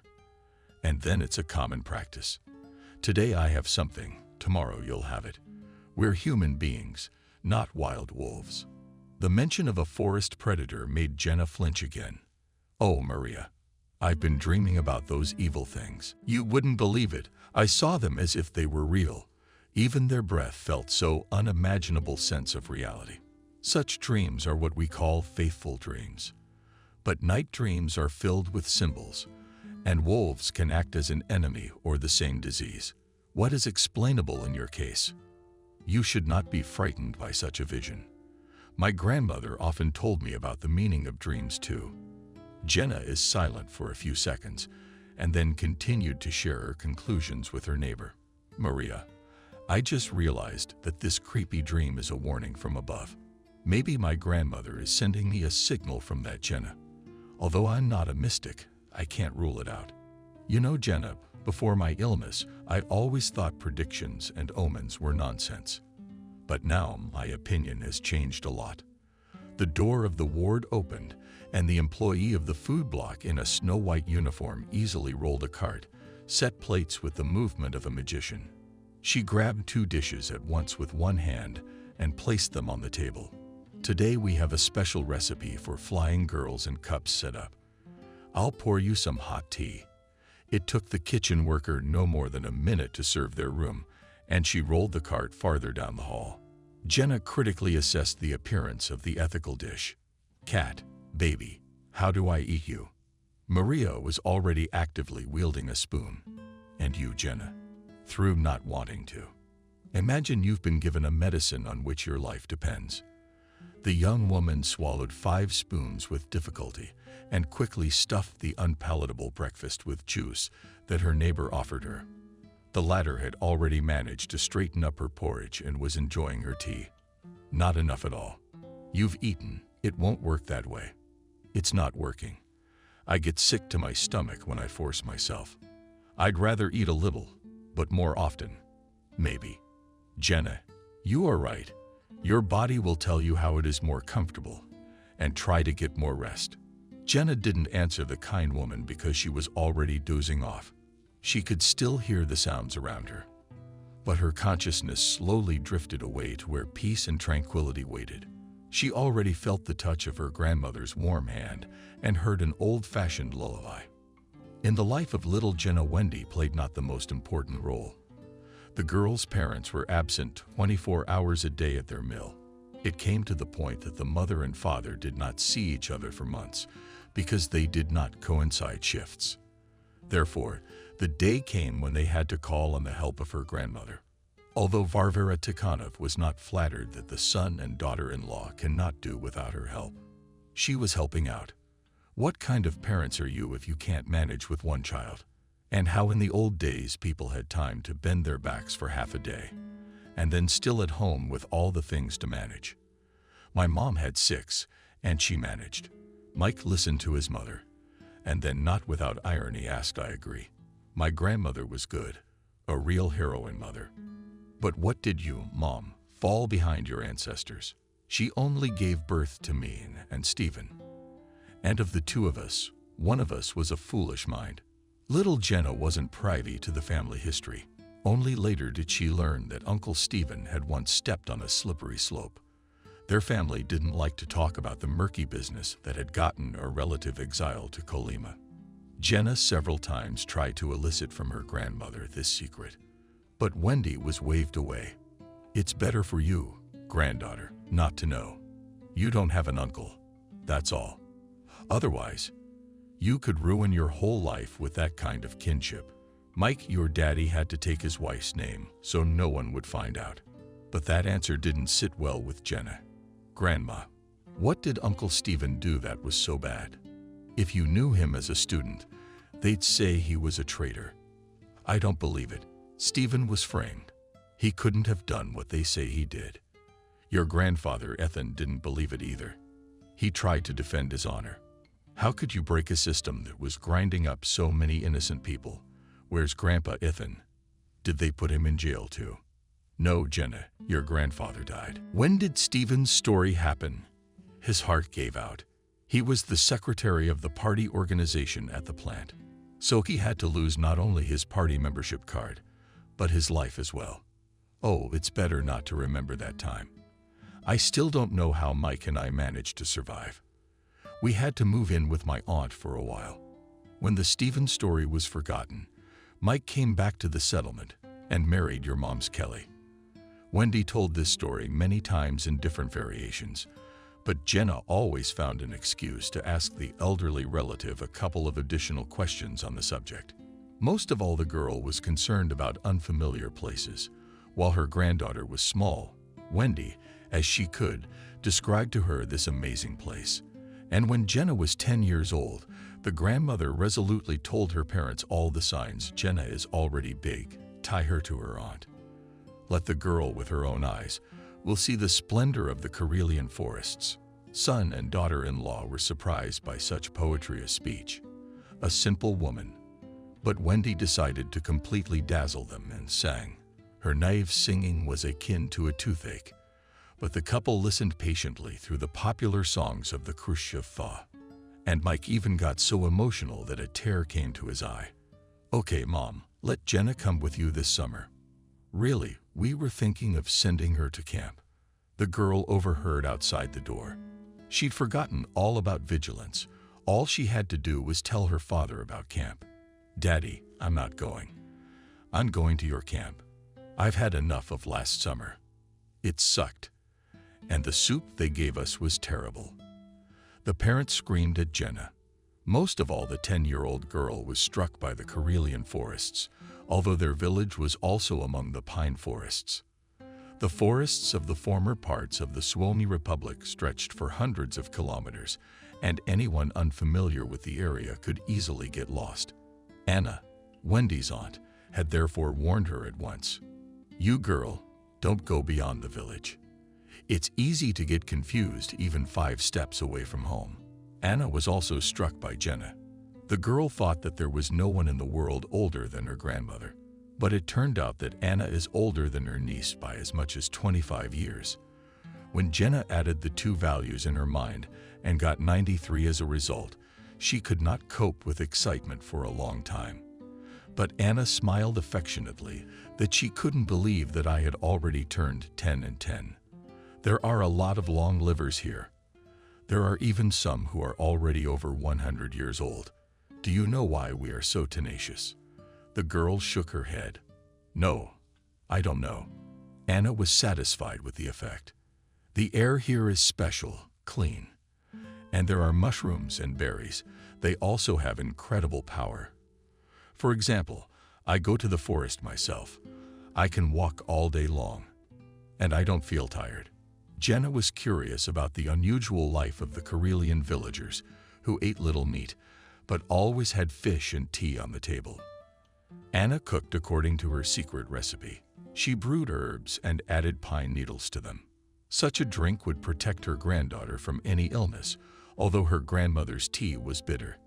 Jenna drank it by force. She really wanted to live to the same age as Aunt Wendy. One day, Jenna obeyed her grandmother's and decided to walk along the edge of the forest. The girl was followed by a dog named Rex, to whom the grandmother did not forgive any pranks. As soon as the girl got into the forest, in front of her ran a trampled path. Jenna cheerfully thought in vain. My grandmother's used to scare me. I'll walk a little bit along the path, and then I'll go back along it.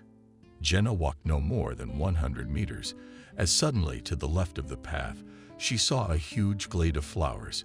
Forgetting about everything in the world, the girl began to collect a bouquet for grandmothers. Then she came across a glade of blueberries and ate enough berries. Jenna forgot about time and went far away from the path. Dusk began to descend slowly on the forest, and the girl said chillingly, "The horror." She darted between the tall trees, trying to find that life-saving path that would bring her back to the village. But she never found it. The sun was already below the horizon, and Jenna began to hear terrible sounds. She crouched down on the hill and cried in despair. How stupid of me. I didn't listen to Grandma Anya. Now the wolves will soon come here and eat me out of fear. I said this version out loud, and immediately a suspicious noise was heard in the bushes. Jenna ran away, but into the clearing ran out. Satisfied, Rex looked at the girl with his intelligent eyes, and in them she read reproaches of judgment. Then Rex barked and ran forward. Jenna hurried after the dog. If the girl lagged behind, Rex stopped and waited patiently for her. So, with the help of the counselor and the girl returned to the village. It was already quite dark, and near the courtyard of Anna crowded people. Uncle Peter, who came in the morning, handed out orders to divide into 4 groups to speed up the search. We walk in a solid line of streetlights. Keep them on. The man did not have time to give the order before the end. when a woman's scream was heard. "Stand down. We got our girl Rex. She's being led." Both grandmothers ran out of the crowd at the same time. "Jenna, what are you doing to us? You almost drove your grandmothers to their graves." The women scolded the girl, not forgetting to kiss her. When the moment was right, Jenna handed them the bouquet of flowers she had picked so diligently in the woods. This gesture finally melted the hearts of the elderly ladies, and they wept. "What a good granddaughter we have growing up," thought of the grandmothers. From both sides again sprinkled kisses. Apparently, it's a touching ceremony. Rex didn't like the reunion, and he raised his voice. "They're freaking out. Don't worry, Rex. No one's forgotten about you. You're our hero." The loyal dog was rewarded for his selfless act with a sugar bone. Then all evening, Anna told Jenna local legends about giants turned to stone and the masters of the forest. "The main thing in our forests is the wolf and the bear, but these animals are not supposed to be called by their proper names. Especially in the summer, they can get angry for such an attitude." The girl listened to the ancient tales with her mouth wide open. "And how should they be called? What if I go to the forest again and meet a wolf?" Anna shook her head. "It is better for you not to meet one-on-one with this beast, but if you do, call its tail a stick." Jenna laughed at Anna. "But there are no such names. It's you there in the middle zone does not happen.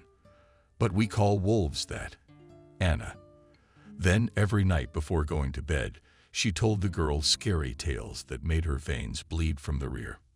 In the child's memory, these stories crashed for a long time, but over the years they were almost forgotten. And only now, when Jenna's body began, and from the inside sharpened terrible disease, she again remembered the wicked witch. All this and the moose that turns into a human during the day. Andrew didn't show up until the end of the week. Although Jenna was offended by his long absence, she didn't make a scene in front of her neighbor. But when Maria tactfully came out, the young woman could not help her reproach. "Andrew, couldn't you have come sooner? I've been here all week on my own. I don't even have a penny for necessary expenses." The man snapped at her. "If you didn't come, then you couldn't. There's nothing wrong with you. You even started up. The treatment must be good for you." Jenna wouldn't tell her husband how hard she'd been through her second round of chemo. "That's fine. But the doctor said you need to eat more nutrition now. You should eat more fruit and drink juices. Maybe I should get you a cross-litter one too." Andrew said those words with a sneer, and Jenna was silent. For about half an hour, her husband told about his successes at work and about a new profitable partnership. The woman silently listened and accordingly nodded her head, telling all the news about herself. The man thought that it was enough for one visit. He could have, but he hit me in the forehead. "I'm out of here. I'm off. I can't promise to be back tomorrow. But as soon as I get a free moment, I'll be sure to visit you. Andrew, leave me some money. There's a store here. I'll buy what I need." There was a series of grumbles and sighs, but the man took out his purse and counted out a few bills. "I think you'll have enough for the first time." The phrase was said in an affirmative tone, and the woman nodded her head again. Barely had the door closed behind Andrew, tears spontaneously sprang from his eyes. Back in the room, Maria got worried. "Jenna, are you sick? Should I call a nurse?" Did the woman wave her arms? No, I'm fine. I guess the treatment must have heightened my sense of self-pity. I don't think that's the reason. I'm not in the habit of intruding on other people's lives. But your husband hasn't been very nice to you." Jenna took a sip. "He's like that now. He used to be kind and helpful. And what kept him from being that way? My illness." Maria was shocked by this confession. "Jenna, wait, but it shouldn't be like this. Any normal person, especially a husband, should show mercy. The support of loved ones can work wonders. I know this from my own experience. My son and daughter-in-law did not leave me at first, even spent the night in the ward. Only thanks to them I got out of that, Jenna. And now my desire to live has doubled. After all, I will soon have a granddaughter or granddaughter." It's such a powerful incentive. Jenna looked with envy at the spiritualized face of this already not young woman. She thought bitterly and painfully about the fact that she had no one left to care for her. Wendy's grandmother had passed away 15 years ago. Her parents died in a plane crash. They had been saving up money for a vacation for several years and died. They were gone in March, and in January, Jenna and Andrew had a big wedding. The parents of the newlyweds wanted to surprise the whole village and organized a grand celebration. At their insistence, after the couple was married in the registry office, they went to the temple, where they were married by a priest according to all church canons. The bride was then overwhelmed with the brightest feelings, and she sincerely believed that now their hearts are united for eternity. After the sacrament of marriage, Andrew asked Jenna with a chuckle, "It is really ready to be with me both in sorrow and in joy." The girl answered without hesitation, "Of course. And aren't you ready?" The groom turned everything into a joke. "Let's say I am ready to rejoice with you, but I'm not so sure about the sorrow." Jenna was unpleasant to hear such statements only a few minutes after the ceremony. She wanted to say something harsh to Andrew, but he beat her to it.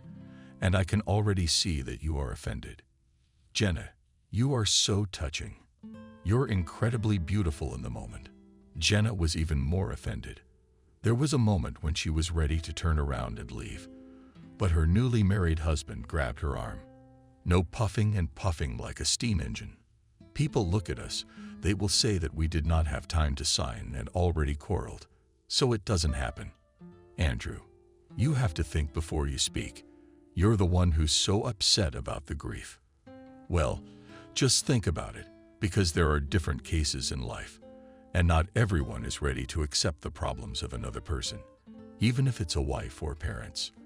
Andrew avoided a direct answer. "Jenna, please don't escalate the situation now. The guests are waiting for the holiday, and let's not deprive them of joy. You and I have hundreds of days and nights ahead of us to talk things over." The happy man then picked Jenna up in his arms and carried her to the restaurant where the event was to take place.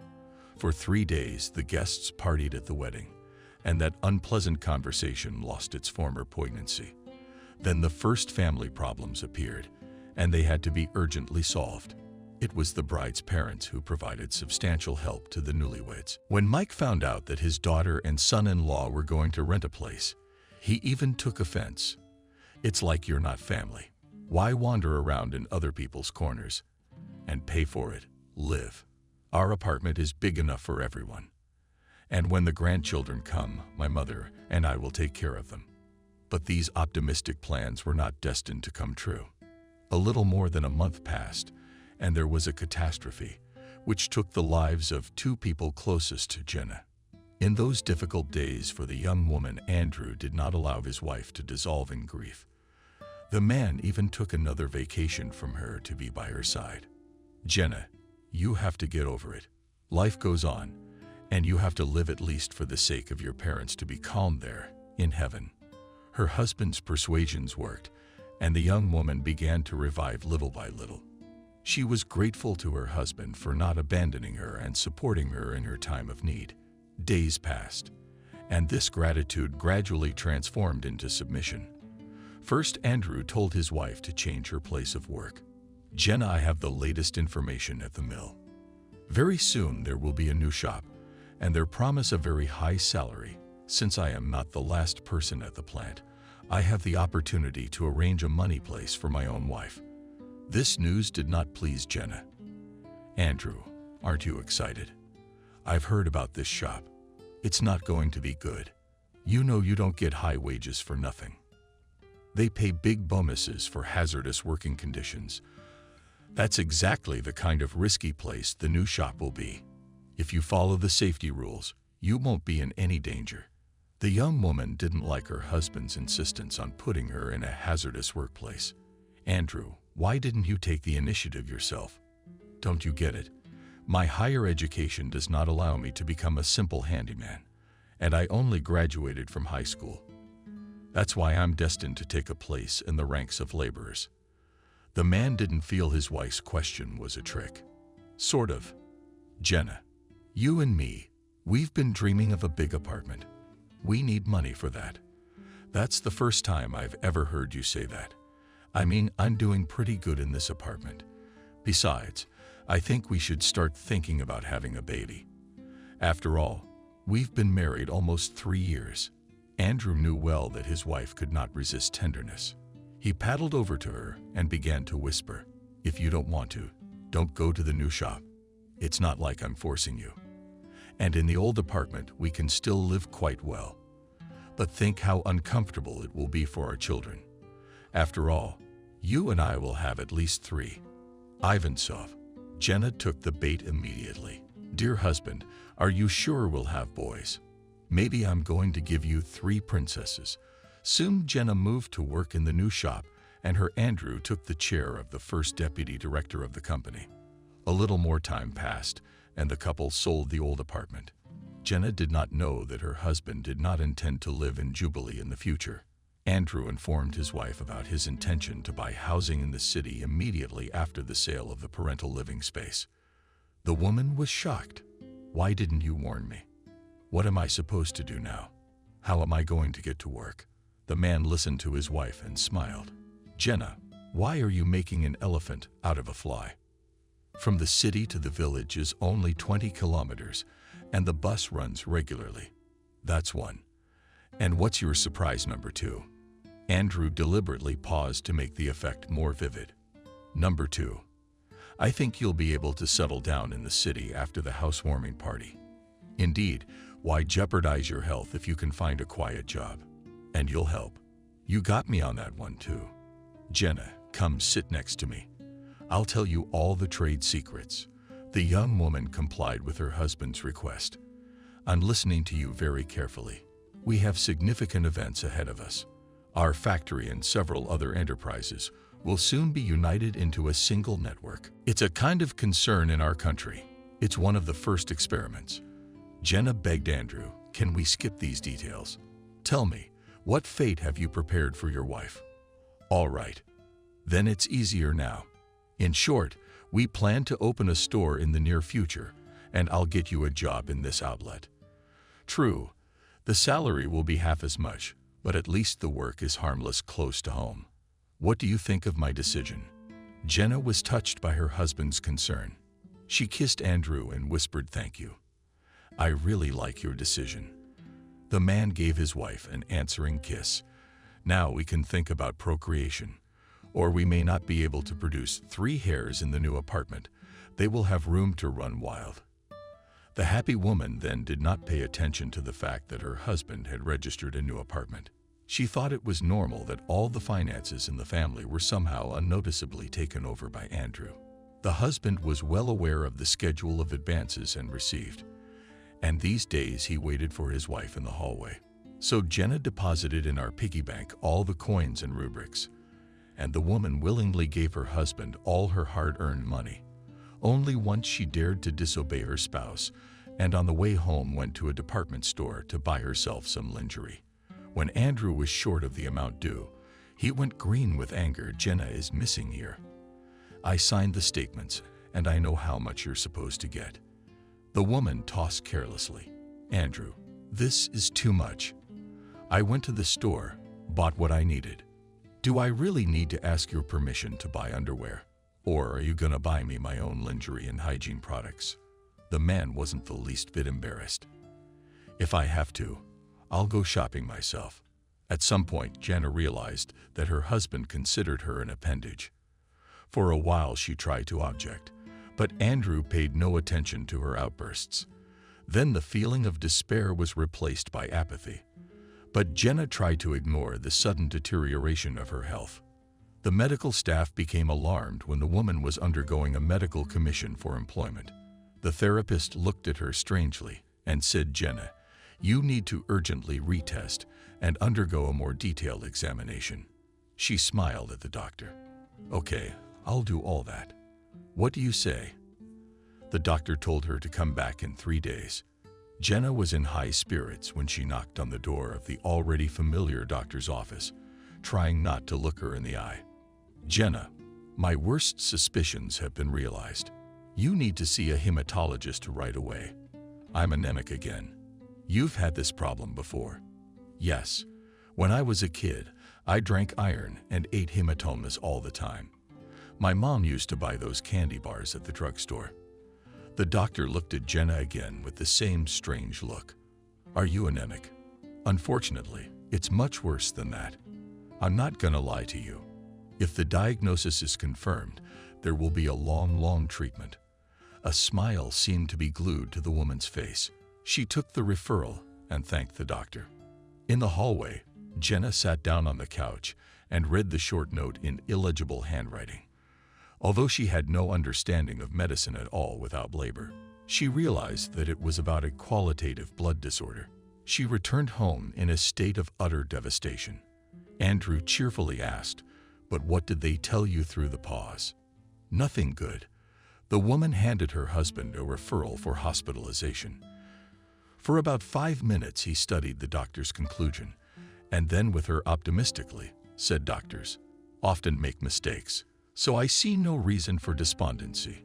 Lie down for a week, take some pills, and everything will be back to normal." But Jenna had her first round of chemo, then she was given a second round, and Andrew's optimism began to wane, and it was replaced by irritation. One day, the man blamed his wife without a shadow of embarrassment for her illness. "It's your own fault, Jenna, for the slightest trifle. You take everything to heart."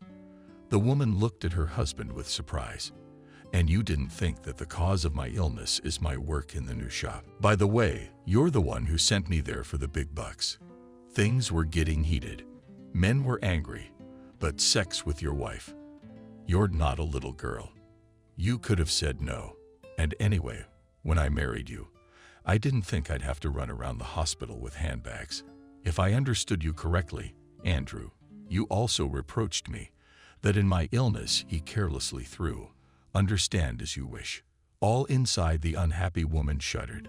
Jenna did not want to believe that she had lived 5 years with such a monster. In the memory surfaced moments of their life together, which should have alerted her even earlier, but she did not attach importance to them. Only now she realized the true meaning of that common phrase. To be there for each other in both sorrow and joy. Jenna realized that Andrew did not want to share her misfortune. He only wanted the joys. Andrew, energetic gait, walked down the long corridor of the medical facility. The man wrinkled his nose unhappily, covering his nose with a handkerchief. He was irritated by the pungent hospital odors. Near the door, with the sign of the head of the department, he stopped and knocked. After approvingly you enter. A man opened the door. "I'm Jenna's husband. The nurse told me you wanted to talk to me." An elderly man in a surgical suit looked up from his papers. Yes, sir. I've been wanting to talk to you for a long time. Please sit down." "It's all right. I can stand." The doctor looked at the visitor with a scrutinizing gaze. "Are you in a hurry?" Andrew felt uncomfortable and a little hungry. "But I can stay longer if the business requires it." The doctor shook his head regretfully. "If you classify your wife's health as an everyday matter, then you can put it that way according to the terminology you have chosen. Jenna is not doing very well, to put it mildly, or rather very badly. So you'd better sit down. I'll try not to take up too much of your time. You have a lot of time." Andrew slowly lowered himself into the chair. "What's so serious? You don't come in here for nothing. In this particular case, your wife, the situation is extremely troubling. 2 previous courses of chemotherapy did not give the expected result. The disease is progressing. I have a disappointing prognosis for you." Andrew sensed the note and loosened the knot of his tie. "Are you saying that my wife will die?" The superintendent suddenly laughed. "We all die sometime. Unfortunately, that's the law of nature. The whole point of this law is that some people manage to use up all their allotted time limit, while others pass away soon after the start. And my wife falls into that second category. If I understand you correctly." "That's correct. The woman is only 26 years old. That's her prime. She should be having babies and making you happy. We've tried twice to stop this process, but so far we've had no success. That's why we made a collegial decision to change the treatment regimen. I will not hide from you this method is more rigid and therefore fraught with the development of side effects. Andrew interrupted cheekbones, and in what form these side effects will be expressed. The doctor hummed again. Of the most striking is partial baldness, that is, baldness. Also often in such patients there is a sharp weight loss, may appear and other complications, but with a favorable course of all these changes will be temporary. Andrew, holding his breath, asked. Otherwise, the doctor sharply unfolded his hands. Alas, the organism of each person is individual, and it is impossible to predict in advance how successful the treatment will be. Therefore, we can only hope for a positive outcome, but no doctor can give any guarantees. Andrew looked at the doctor with all his eyes, and his imagination was already drawing terrible pictures of the future. These fantasies were so realistic that he did not restrain himself from screaming. It seems to me that you are deliberately mocking me. After all, there are means to avoid the worst-case scenario. There can't be no worst-case scenario. There must be something you can do. The doctor calmly replied, I understand how you feel, but don't overreact. And as for whether there is anything that can be done to save your wife, I will say that such opportunities exist. Our Israeli colleagues have a wealth of experience in hematology. This is the name of the field dealing with the treatment of diseases of the blood organs, creation. Andrew impatiently interrupted the superintendent. I'm not that dormant. I understand medical terminology. I would not like to learn more about such treatment. I think there's no need to delve into the methodology itself. But the results are impressive. Up to 70% survival rate is a very solid figure, so 100% recovery is not expected. And how much would a course of such treatment cost? The head of the department said the amount, and Andrew felt the hair on the top of his head stirring. Just in case, he asked again how much. Keeping a nonchalant look, the doctor repeated the visitor's answer. For a while he was in a state of stupor. He did not even blink and was afraid to move in his chair. When the stupor subsided, Andrew jumped up. Thank you for the useful information, but we don't have that kind of money. We could buy an apartment or a car with that kind of money. To save the people closest to you, many people sacrifice comfort and sell their last home. Think about it. It seems astronomical at first, but if you put everything in its place, you can always find a way out of a difficult situation. Andrew waved his head several times. Doctor, do you have any idea what you're talking about? If I didn't, I wouldn't have even mentioned this one possibility to save your wife. In fact, if I were in that kind of trouble, I wouldn't hesitate to take off my shirt and sell everything. I have nothing more to say to you. The conversation with the head of the ward made such a strong impression on Andrew that he forgot to look in his wife's room. He remembered this omission as he raced at top speed toward the house, clutching or wincing his fingers. He kept saying, I must think things over calmly. Familiar with the home environment, the man was immediately relieved. He poured into a glass of white wine and drank the entire portion in a volley. This drink worked instantly, and Andrew felt relief. He drank another glass of wine to consolidate the result. My thoughts gradually began to come to order, and my wife's illness receded into the background. If I sold the car and the apartment, I wouldn't have enough to pay for Jenna's treatment. And then there was no guarantee that she would fully recover to live the rest of her life in poverty with a sick wife. It's not a pleasant prospect for me. I'm not 30 yet. That means that all the most interesting things are ahead of me. And after all, there are other women besides Jenna, like Camille. Andrew caught himself that he began to think about this nice girl more and more often. And he didn't just think of Camille, he imagined her in Jenna's place. Camille had come into his life recently. This girl was the adopted daughter of William, with whom Andrew had a strong business relationship, although the famous businessman was almost twice his age. This age difference was not felt.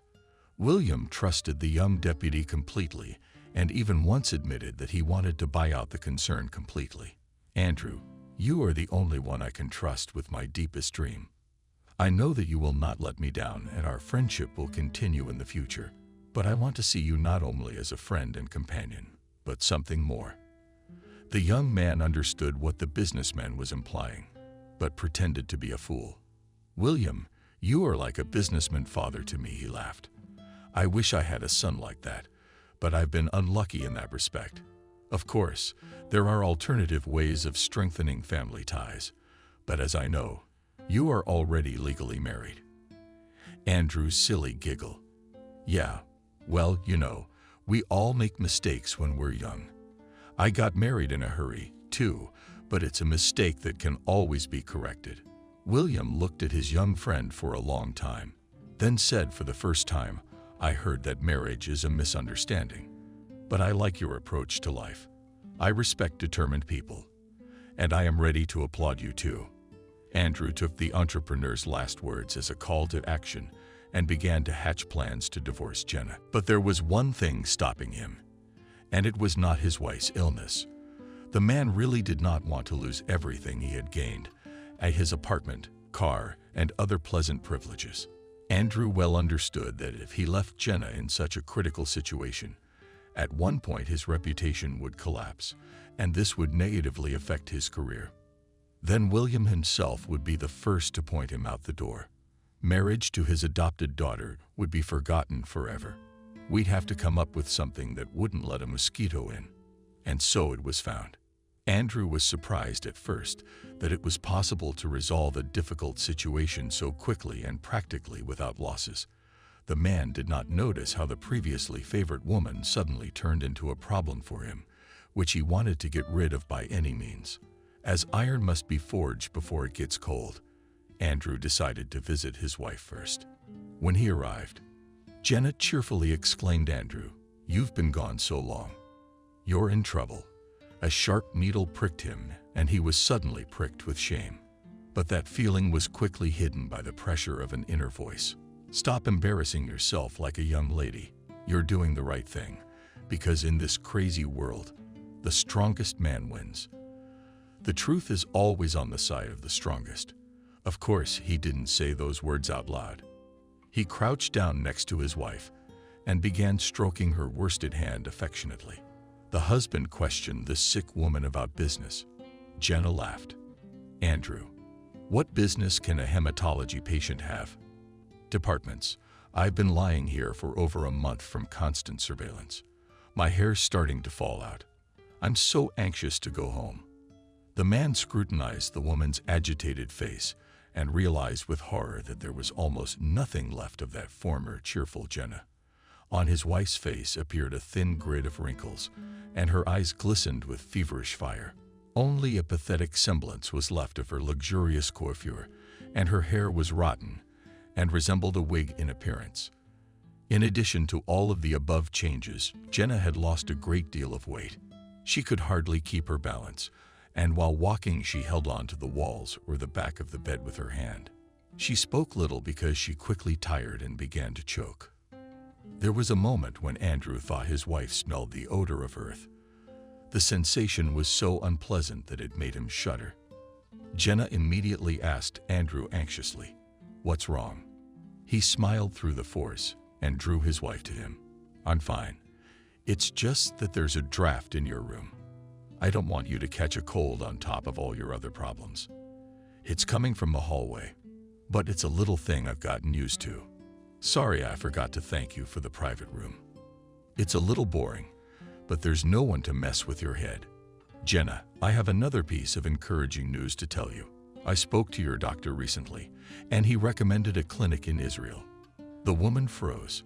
She looked at her husband with horror for 2 minutes, and then quietly, even pitifully, said, "Andrew, but you and I do not have such money, and I've almost found the right amount. I was promised to subsidize my partner and colleague William. That's the businessman you met 2 years ago, before my illness. He is." Andrew lied inspirationally. Jenna looked at him with a devoted gaze. Suddenly, she leaned her head on her husband's shoulder and cried softly, childishly, "Andrew, honey, you have no idea what you have done for me today." The man patted the woman on the shoulder. "Darling, don't exaggerate. There's nothing special about what I did. The woman whispered fervently. If a man doesn't realize it until he faces it himself. You gave me a ray of hope today.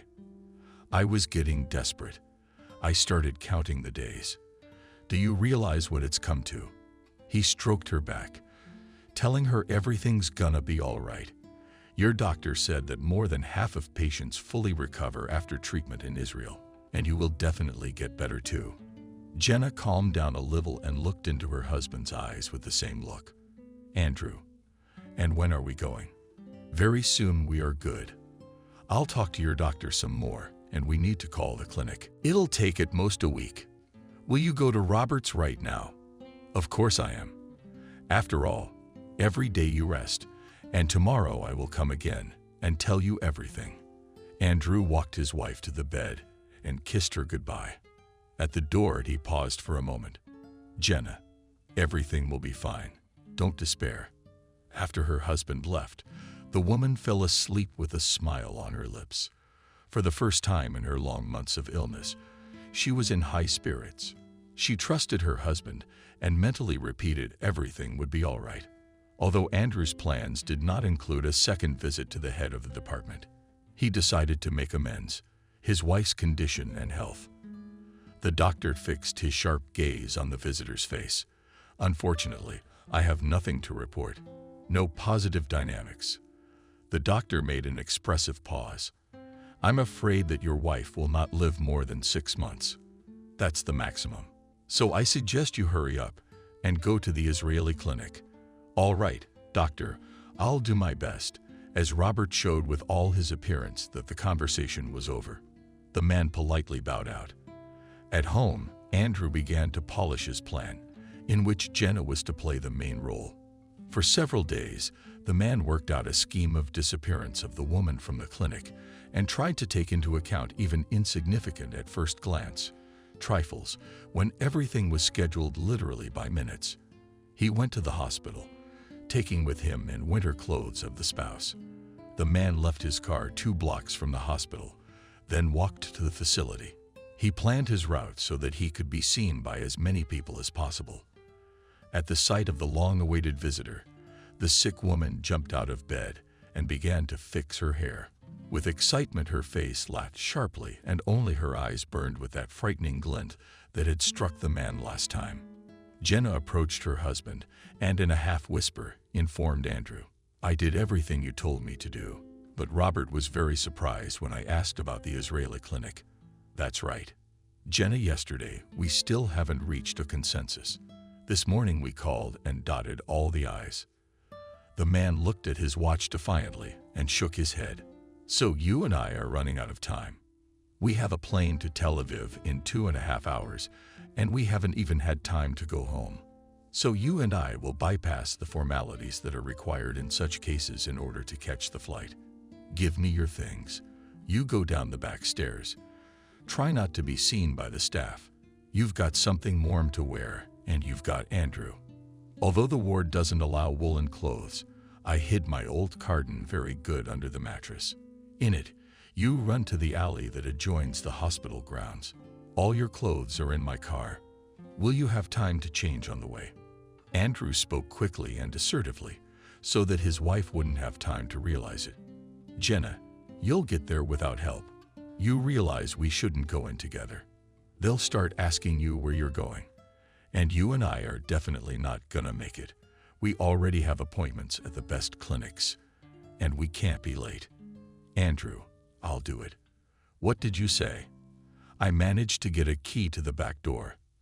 I took it off the nurse's binder. They were running around outside. The man's a ringing smacker, but he's still giving his wife a peck on the cheek. Let's not take too long.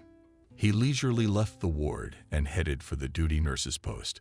Here's some tea for you girls. A beautiful box of chocolates brought the medical staff. Delight. Oh, a real squirrel with nuts. You can't get candy like that nowadays. This is a special gift for the beautiful angels in white coats. Thank you. The girls thanked Andrew with one voice, and without waiting for him to leave, ran to the back room to put the kettle on. The man hurried to the elevator. He got out and through the center doors hurried to the alley where his car was parked. Jenna appeared 5 minutes later. She was breathing noisily, indicating that even this short trip had been very difficult for her. "I hope I'm not too late." "Well done, you did a great job. There's a fur coat, warm boots, and other civilized clothes. I'm taking off all my hospital clothes and putting them in a bag. I'll return the property to the ward later."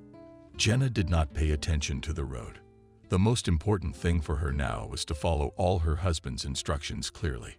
But still she timidly asked Andrew, "We'll stop for a snack on the way, because I was left without a wife today." The man didn't even turn around. "You shouldn't have. We should have eaten. Unfortunately, we don't have much time, but we can get something at the airport. You get some rest. You can even Nokia for half an hour." The woman was surprised. "Then the airport is no more than 10 minutes away. The main highway has been closed for repairs. We'll have to take the county road." Repairs in winter, you'd be surprised. In our country, everything impossible becomes possible. The car rolled smoothly along the road, and Jenna quickly fell asleep, but in her mind the timekeeping was counting seconds and minutes. At some point the woman awakened abruptly and asked Andrew with concern in her voice, "Has it been more than half an hour, or am I imagining it?" "You're imagining it. We'll be there soon. Don't worry." But the answer of her husband did not calm the woman, because in his voice she caught unpleasant notes. Fear began to slowly envelop her in a black veil, and her body began to shake convulsively. Jenna nestled against the window, but the panes were covered with a thin crust of ice. The woman breathed on the glass and with consternation exclaimed to Andrew, "Where are we going?" "This is not the road to the airport. There are forests all around." The man answered nothing, but sharply increased speed. Jenna clutched the back of the driver's seat with her hands. "Andrew, why are you silent? What are you up to?" Without turning around, he yelled, "Get your hands off me. Not only are you standing on the edge of the grave, but you want to drag me down with you." A terrible realization flashed through the woman's mind. "Andrew, you can't do this to me. I trusted you. You promised you'd take me to the clinic." He grinned gloatingly, assuming I'd kept my promise. "This is your clinic. Here you will fully recover your health. I don't need a sick wife. I'm a healthy man, and I want to see the same healthy woman next to me." The car braked sharply. A man jumped out on the road and rushed to the back door. "Get out. This is your stop." The woman struggled, but the odds were stacked against her. "Andrew, you and your wife out of the car." And she dragged you into the woods. "I'm sorry, Jenna, but it's better for both of us. And you suffer, and I don't have to do the heavy lifting."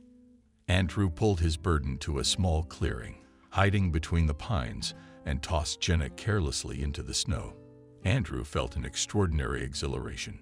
His whole being exulted, and the inner voice cheerfully said, "You're good, Andrew. You got rid of unnecessary ballast." The man ran to his car, drowning knee-deep in snow. He did not look back once, for he was afraid that the sight of his helpless wife would awaken pity in his heart. At that moment he did not think that he had committed a terrible sin for which he would one day have to pay. Despite the fact that the plan had been checked to the last detail, Andrew did not remember the place where he had left his wife, so he was surprised that the return trip took several hours. "How far I've traveled." At first the man regretted that it hadn't occurred to him to check the route with the map, but later he thought it was even better. "If I had the urge to go back, I wouldn't have found the woods where I'd left Jenna." As soon as he entered the city, he stopped at the first dumpster and dumped the rest of his wife's things in the tank. That's it. Now everything was in order. Getting to the apartment, Andrew drank half a glass of strong drink. It helped the man to calm down. He ate a hearty dinner and turned on the TV to distract himself from troubling thoughts. Well-behaved man went to work in the morning. Toward noon, William himself came to his office. William gave Andrew a fatherly hug.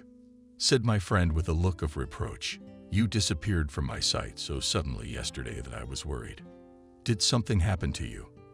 The businessman's small eyes took in the young man's face, but he held that look. "You know my wife is in the hospital. I've been visiting her." Yes, I'm aware of that circumstance. I'm very sorry for your loss. I hope our medical staff can help her." "I'd like to hope so too. But alas, my wife's condition worsens every day. Even the most advanced treatments are failing. Yesterday I spoke to the attending physician, and he told me frankly that at best she could survive for 6 months." William averted his eyes, but a smile flashed across his face. But William quickly pulled himself together, and a look of compassion came over his face. "It's very hard to watch a loved one suffer. I too have suffered the same fate. My mother died of cancer.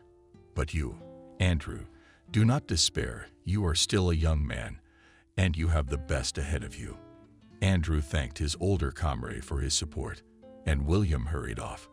He would have been happy to stay longer, but it's business. "Andrew, you don't wallow in your grief. It's dangerous. Come and see us this evening for an after-hours chat. I hope you haven't forgotten my address." The young man felt awkward, but it quickly passed, and he confidently replied, "I have a very good visual memory. I will definitely come to see you." And barely had the door closed behind William when the phone rang. Andrew thought that the chief or the chief accountant was looking for him, but from the receiver came a husky male voice. "Andrew, it's you from the hospital." His heart jumped frantically in the man's chest, but he calmly answered, "Yes, I'm listening to you, Robert. Is something wrong?" "I'm not sure yet. That's why I'm calling you. The thing is, Jenna disappeared, and we thought she was home. After all, you visited her last night." Andrew screamed. "Disappeared how? Doctor, you must have thought to play a joke on me. What are you doing? What kind of a joke? This is a first for us. I'm not interested in how many cases like this have happened in your hospital. I want to know where my wife is. She's in no condition to run away. And you know that very well." Andrew yelled into the phone, and the head of the department did not even try to justify his staff, who noticed the disappearance of the patient only in the morning. And also when developing his plan, Andrew took this moment into account and prepared well for it. Immediately after the superintendent's call, he went to the hospital, where police officers were already interviewing the staff and patients. The man so firmly entered the role of an indignant husband that he even began to express his dissatisfaction with the law enforcement representative. "Can you please explain to me how this could have happened? I left at 7 p.m. and Jenna," meaning my wife, was in bed at that point. "One investigator was hurriedly recording my husband's statement, and the other was trying to calm him down. I understand you perfectly well, but if you can, tell me more about last night." Andrew concentrated frowned. He described his last visit in chronological order. At the end of his narrative, he let out a stingy male tear. "Find my wife. A terminally ill woman could not disappear without a trace. She could hardly move around the ward. I don't buy the escape theory. They're not the ones hiding something." The angry man pointed his finger at the ward staff, frozen in a daze. The senior operative promised, "Our officers have already started the search. Will we keep you informed? Leave us your cell phones." Andrew held out a notebook and a sheet of paper. "Here's a home office phone number. Call me any time of day or night. Please find my wife. She and I were supposed to go to an Israeli clinic the other day." Robert gave him a cursory glance, but Andrew had clearly worked out that he had indeed made an arrangement with a foreign clinic. He thought with satisfaction, "Check all you want. I've covered everywhere I can."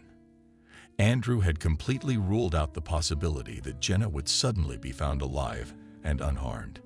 After all, the thermometer had dropped below 20 degrees last night. The man was sure that the terminally ill woman froze in the same clearing where he left her. After returning home, Andrew changed his clothes and, as if nothing had happened, went to visit William.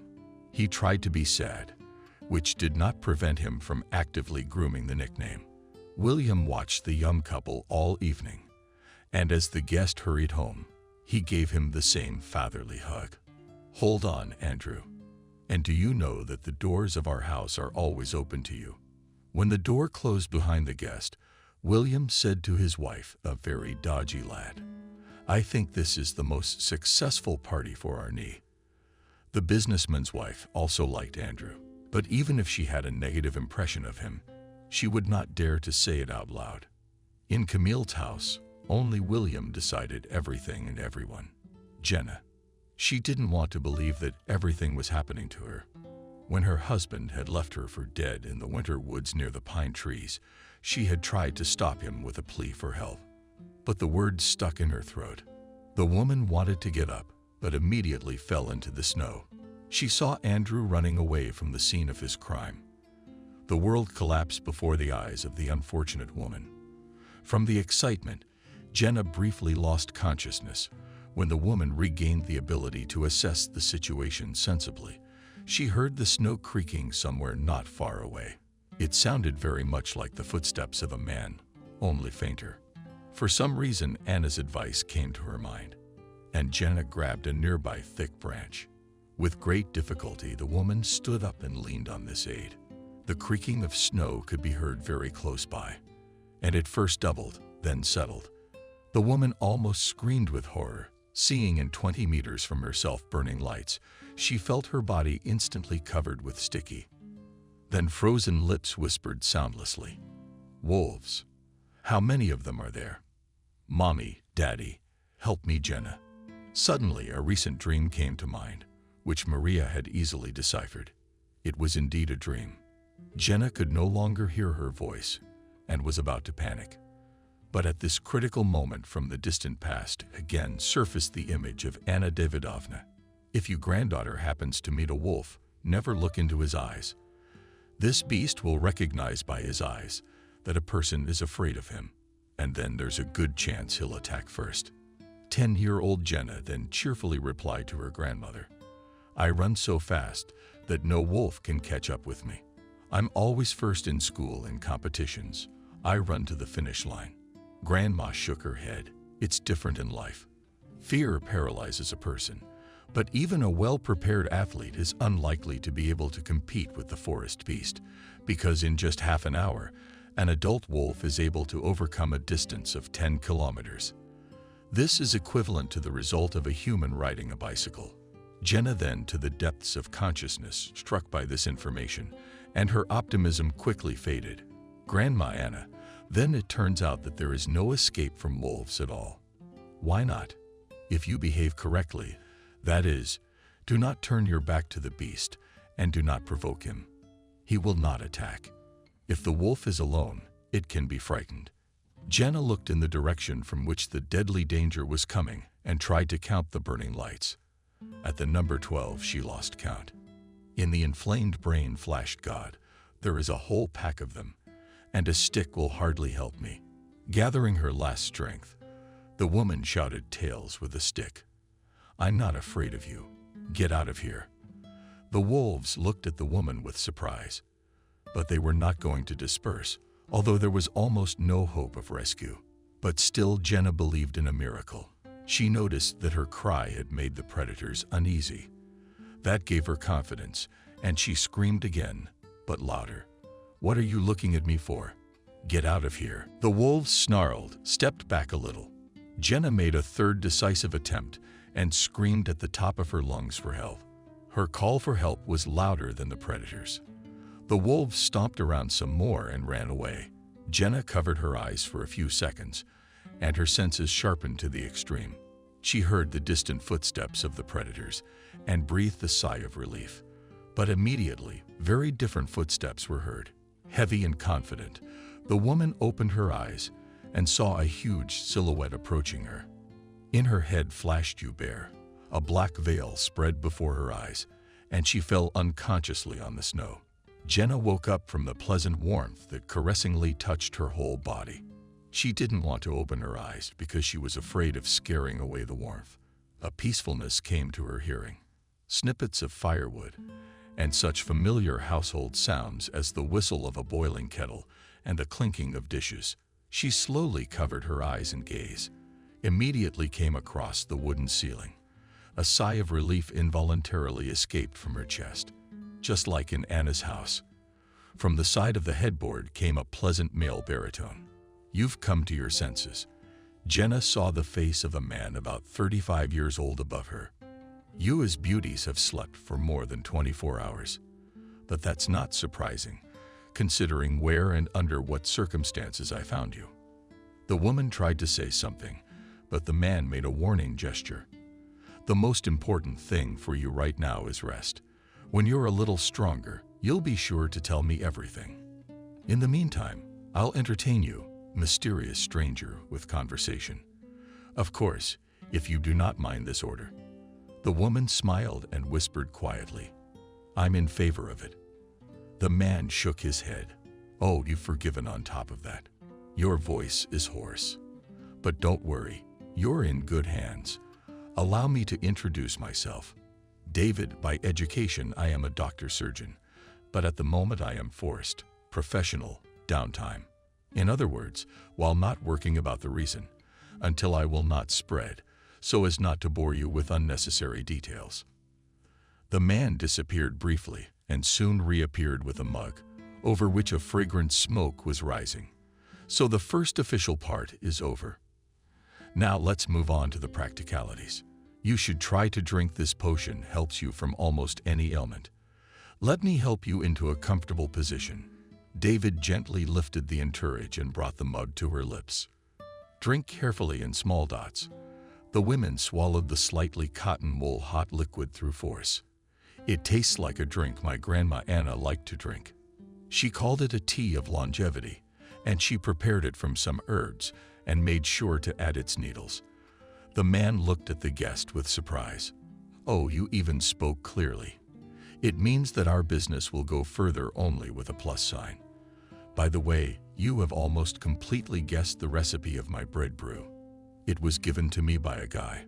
We served together." David took the mug from Jenna's hands and sat down next to Sobchak, on whom Jenna was lying. "Don't consider it immodesty on my part, but if I hadn't shown up in time at that clearing, you would have definitely become prey to a wolf pack. The predators have recently begun to raid our village on a regular basis. Apparently, they're having trouble finding food. They had a leader, such a hardy wolf cleaner. Our men tried to eliminate him and set traps.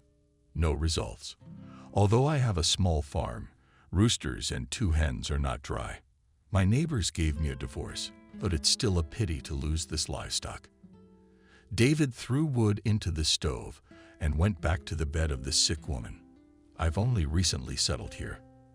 The second winter. Pardon the tautology. I'm settling in a little. I've got a bird. And in the fall Jack came to me, a very nice dog from a far corner of a simple village hut. A powerful dog barking was heard." Jenna turned her head with difficulty and saw a huge shaggy dog. "Oh, does your Jack look like a Rex?" "That was my grandmother's dog's name, but that was a long time ago." The short monologue was given to the woman with great difficulty, and she lowered her head on the pillow. Apparently, the Munchkin liked the fact that the guest paid attention to his person to establish good relations as soon as possible. The dog licked Jenna's hand and settled down next to the chin. David remarked with satisfaction, "Such a smart dog surprises me every day. Last night he started running around the house and barking too. I thought he was doing his own thing, but Jack started tugging at my sheepskin coat, and I guessed he was calling me." Jenna looked at the coat rack where the said piece of hostess attire was hanging. The sheepskin coat was brown in color, so Jenna mistook her savior for a bear. Meanwhile, David continued to praise his 4-legged pet. "Jack has that kind of intuition. After all, from the house to the place where we found you is almost 2 kilometers. He ran like a seasoned sprinter, and with a single spurt he unleashed his voucher." Jack stretched out over the stone mat, showing off his powerful paws. Jenna mouthed only his nickname with a smile. "You didn't pick it well. He's too big for Jack." After the table, a pleasant snowy feeling spread over the woman's body, and she fell asleep again. For almost 2 weeks, Jenna did not get out of bed. The owner of the little hut did not leave her side. He kept her drunk with various real ones, repeating each time, "Since you refuse to eat, and will have to drink more. We did not save you to die of exhaustion, Jenna. David was hardly ever silent. He knew many interesting and instructive stories. You know, Jenna, I have always dreamed of continuing the dynasty of doctors. There are 4 generations of doctors in our family, so I was predestined at birth to become a military doctor. I don't want to bore you with a long narrative, but I have been to different places, and everywhere I learned something new. The woman asked with interest to prepare various potions. Did you also learn on such expeditions? David wondered. An interesting interpretation.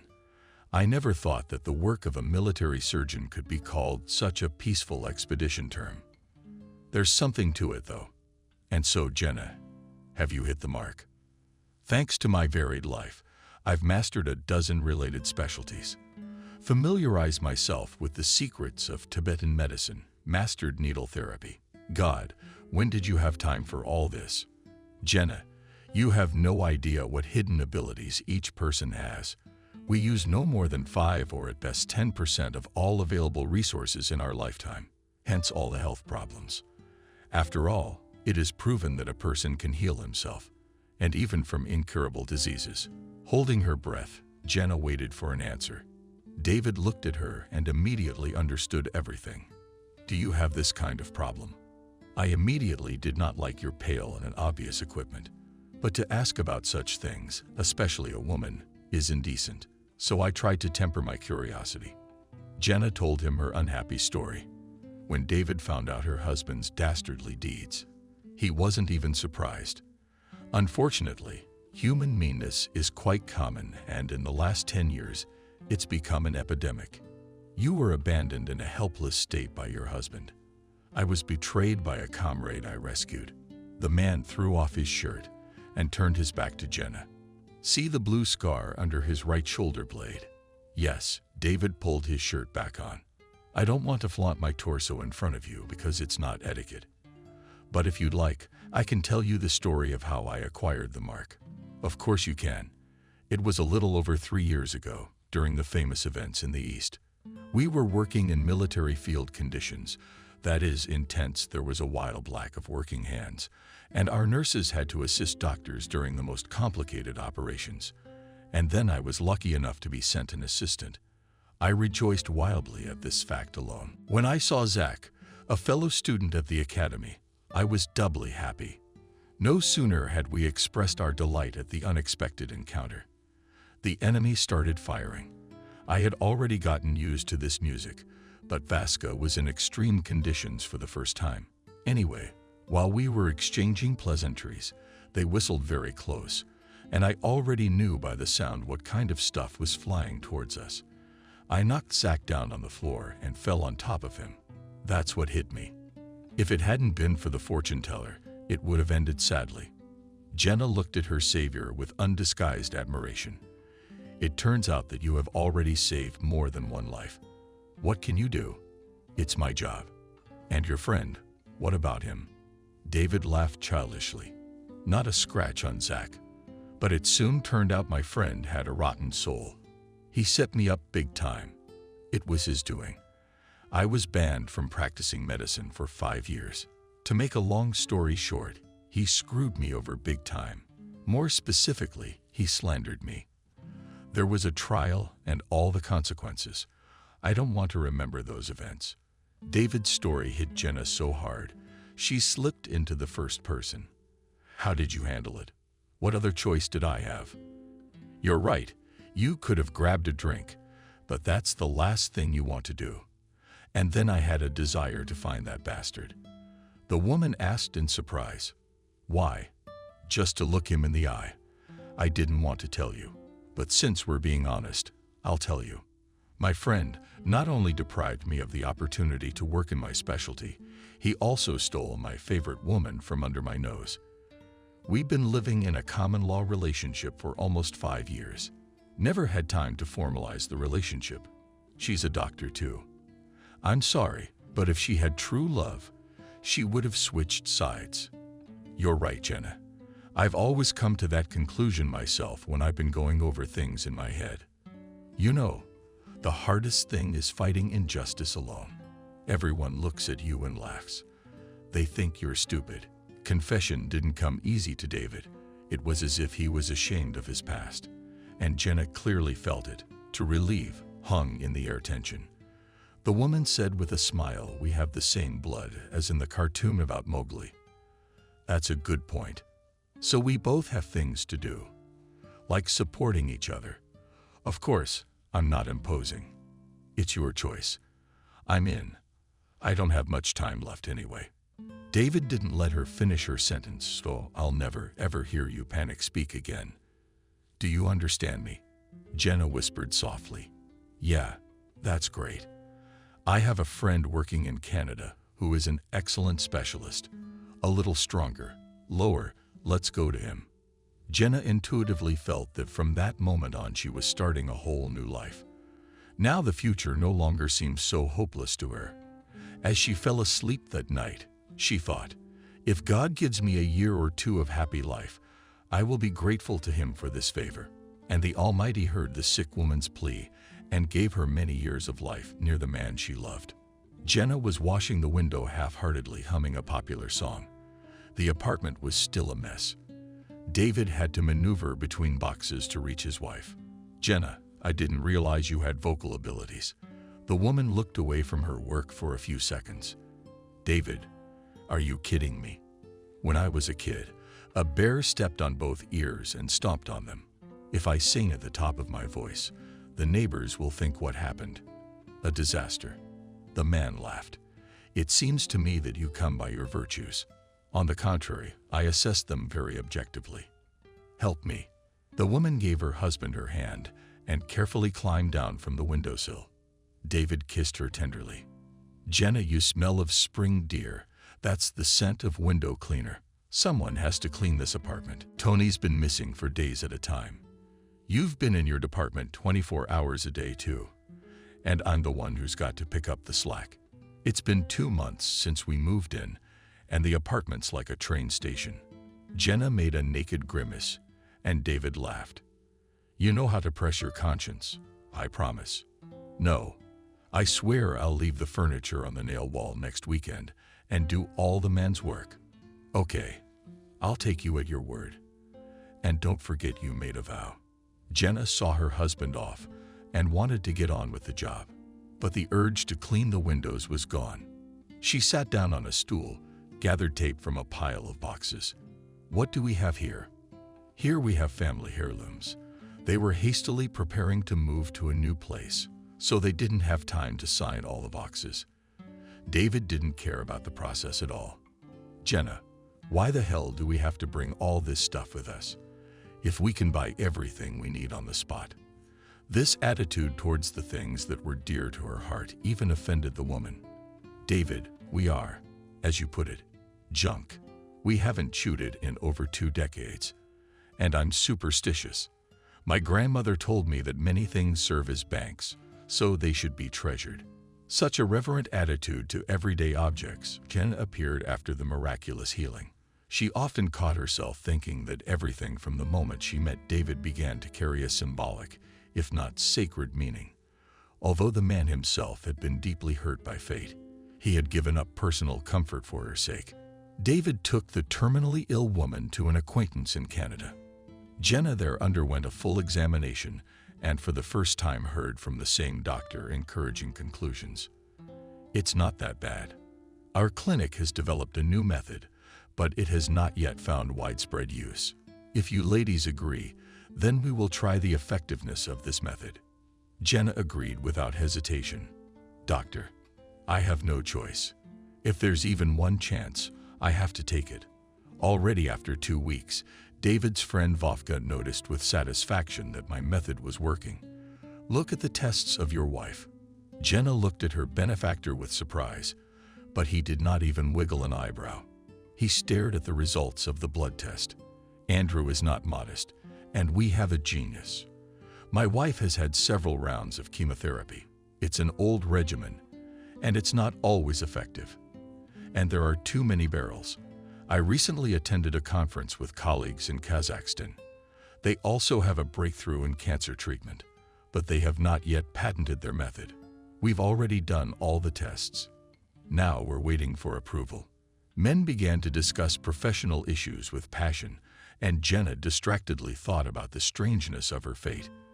After all, the fact that her lawful husband had abandoned her and a complete stranger had come to her aid could not be called anything other than the will of Providence.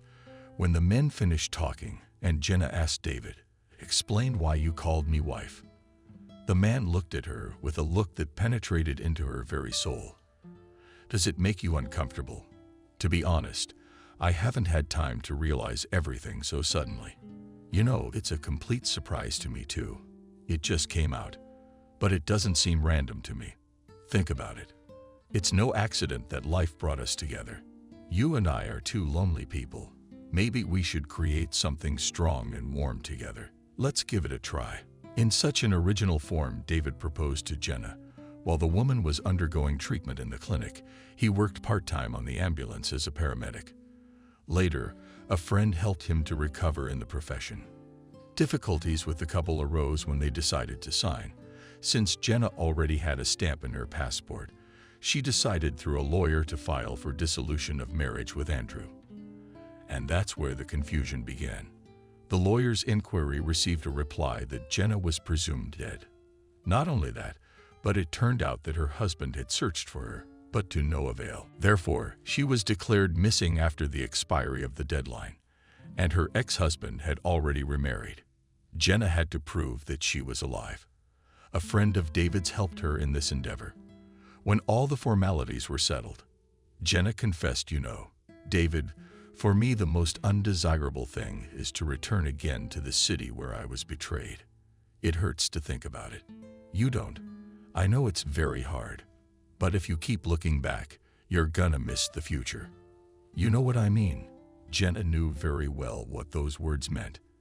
At first it was very difficult for her to get used to her new life. But after the birth of her son Tony, everything fell into place. Of course, sometimes the past broke into the new life, but it happened less and less often. When David was offered a transfer to the city where Jenna used to live, the man decided to consult with his wife. "Jenna, here's the thing.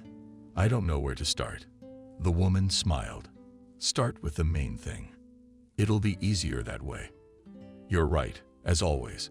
I've been offered the position of chief physician at the new clinic. But there is one thing.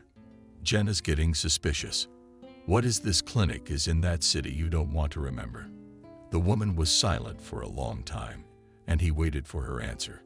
Finally, "Jenna, you are a man," smiled. "David, I guess this is another trial I am destined to go through. Jenna, you are catching up with the mystical fog again. It's just a coincidence. If you're against the move, I'll back out tomorrow." "No, David, you don't have to back out. You've done so much for me. I don't want to interfere with your career. Besides, the past is long gone. How many years has it been? I'm just afraid our son won't like the idea of moving. But Tony's taking the news very well. Yeah, I don't really give a shit.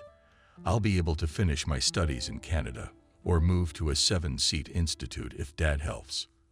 Of course, David couldn't turn down a small request from his only son. But everything was so fortunate that he did not have to use his connections to solve this important issue. Tony was immediately enrolled in university at the Department of Computational Mathematics.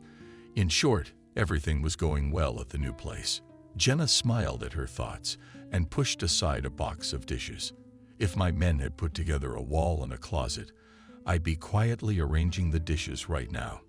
We'll probably live among these boxes for a year. I'm going to have to schedule a sabbatical in the house or this process won't move forward. Jenna spoke up loudly enough. She didn't notice when a smiling Tony appeared on the doorstep. "Mom, who are you talking to?" The woman flinched. "Tony, can you scare your mother like that?" "Mom, I'm sorry. I didn't mean to. I hear you talking. And there's nobody in the room but you, so I thought we had a poltergeist." "Don't tell your father about the poltergeist. He'll make an appointment for both of us." "What about Mom?"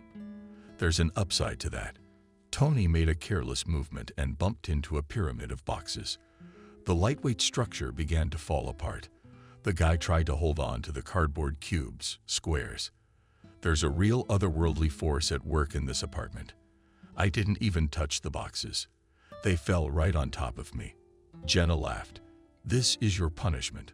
For what? For not helping me. Let's at least sort through our luggage a little.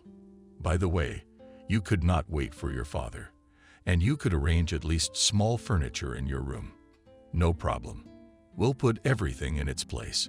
Until late in the evening, Jenna and her son tried to create some comfort in their new home. The joint work was successful, and they had an appetizing dinner. Tony remarked with amusement that Papa would come tomorrow and be surprised.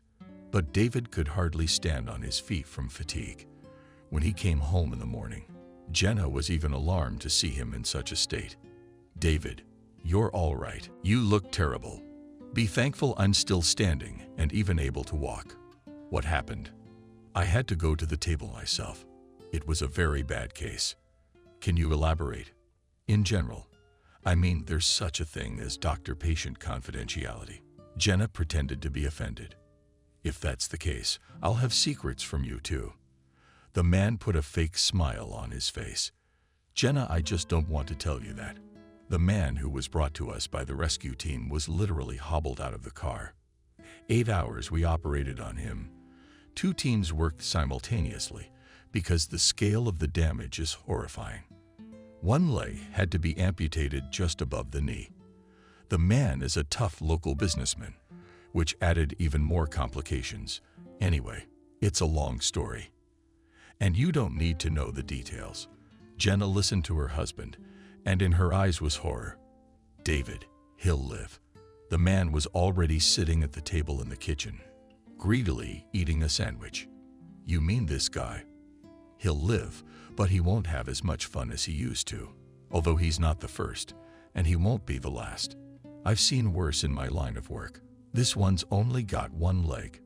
Jenna was not satisfied with her husband's answer, so she continued to ask him about the night patient. And who's the young one? Well, this victim. You think I looked at him? I didn't have time for that. David answered the last question with obvious irritation. Jenna had learned over the years to pick up every nuance of her husband's mood from his voice. Because the man was a balanced character, she realized that she should no longer pester him with questions.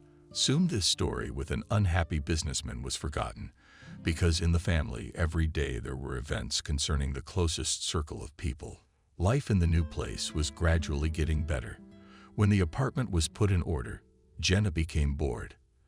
And one day during dinner she said to her husband, David, I've had enough of being a housewife. I'm going to look for some work. How do you feel about that? Positive. If you want, I'll help you get a job. No, that's something I have to do on my own. Then do it. David never pressured his wife. Only at the very beginning of their married life did he force Jenna to get a proper profession. It was shortly after the birth of their son, and the woman was adamant about not studying. David, how do you envision this? I have a small child in my arms, and the house is on me too. What's there to study for? Men calmly listened to the fiery speech of his wife, and then said the words that Jenna remembered for the rest of her life. Even the most primitive crust gives a person a number of advantages. That's why reasonable people try to get at least some education, and then you can't predict how life will turn out. Anything can happen, and I don't want my wife to be left helpless. The woman realized that her husband was alluding to a situation from her distant past. She applied for a correspondence course, and 5 years later received a degree in economics. Many times she thanked her spouse for his insistence at that time. The day after the serious conversation, the woman first studied the list of vacancies in the city on the internet. Then she made a few calls, after which she went to the most promising, in her opinion, the employer. The company that attracted Jenna's attention was engaged in sewing and selling textile products.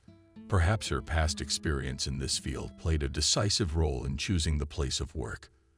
The office was located in a new neighborhood where the surgeon's family lived.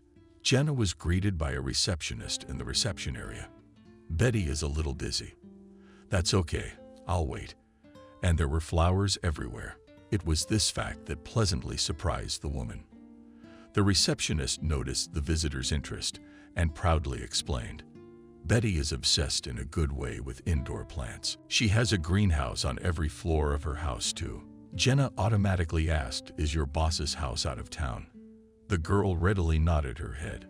Now, yes, they had to move to a country cottage after the tragedy with her husband.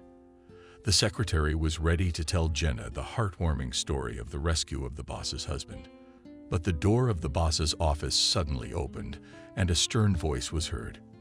"Victoria, how many times have I warned you to keep your mouth shut?" The girl instantly turned red, not only her face, but also her neck and arms.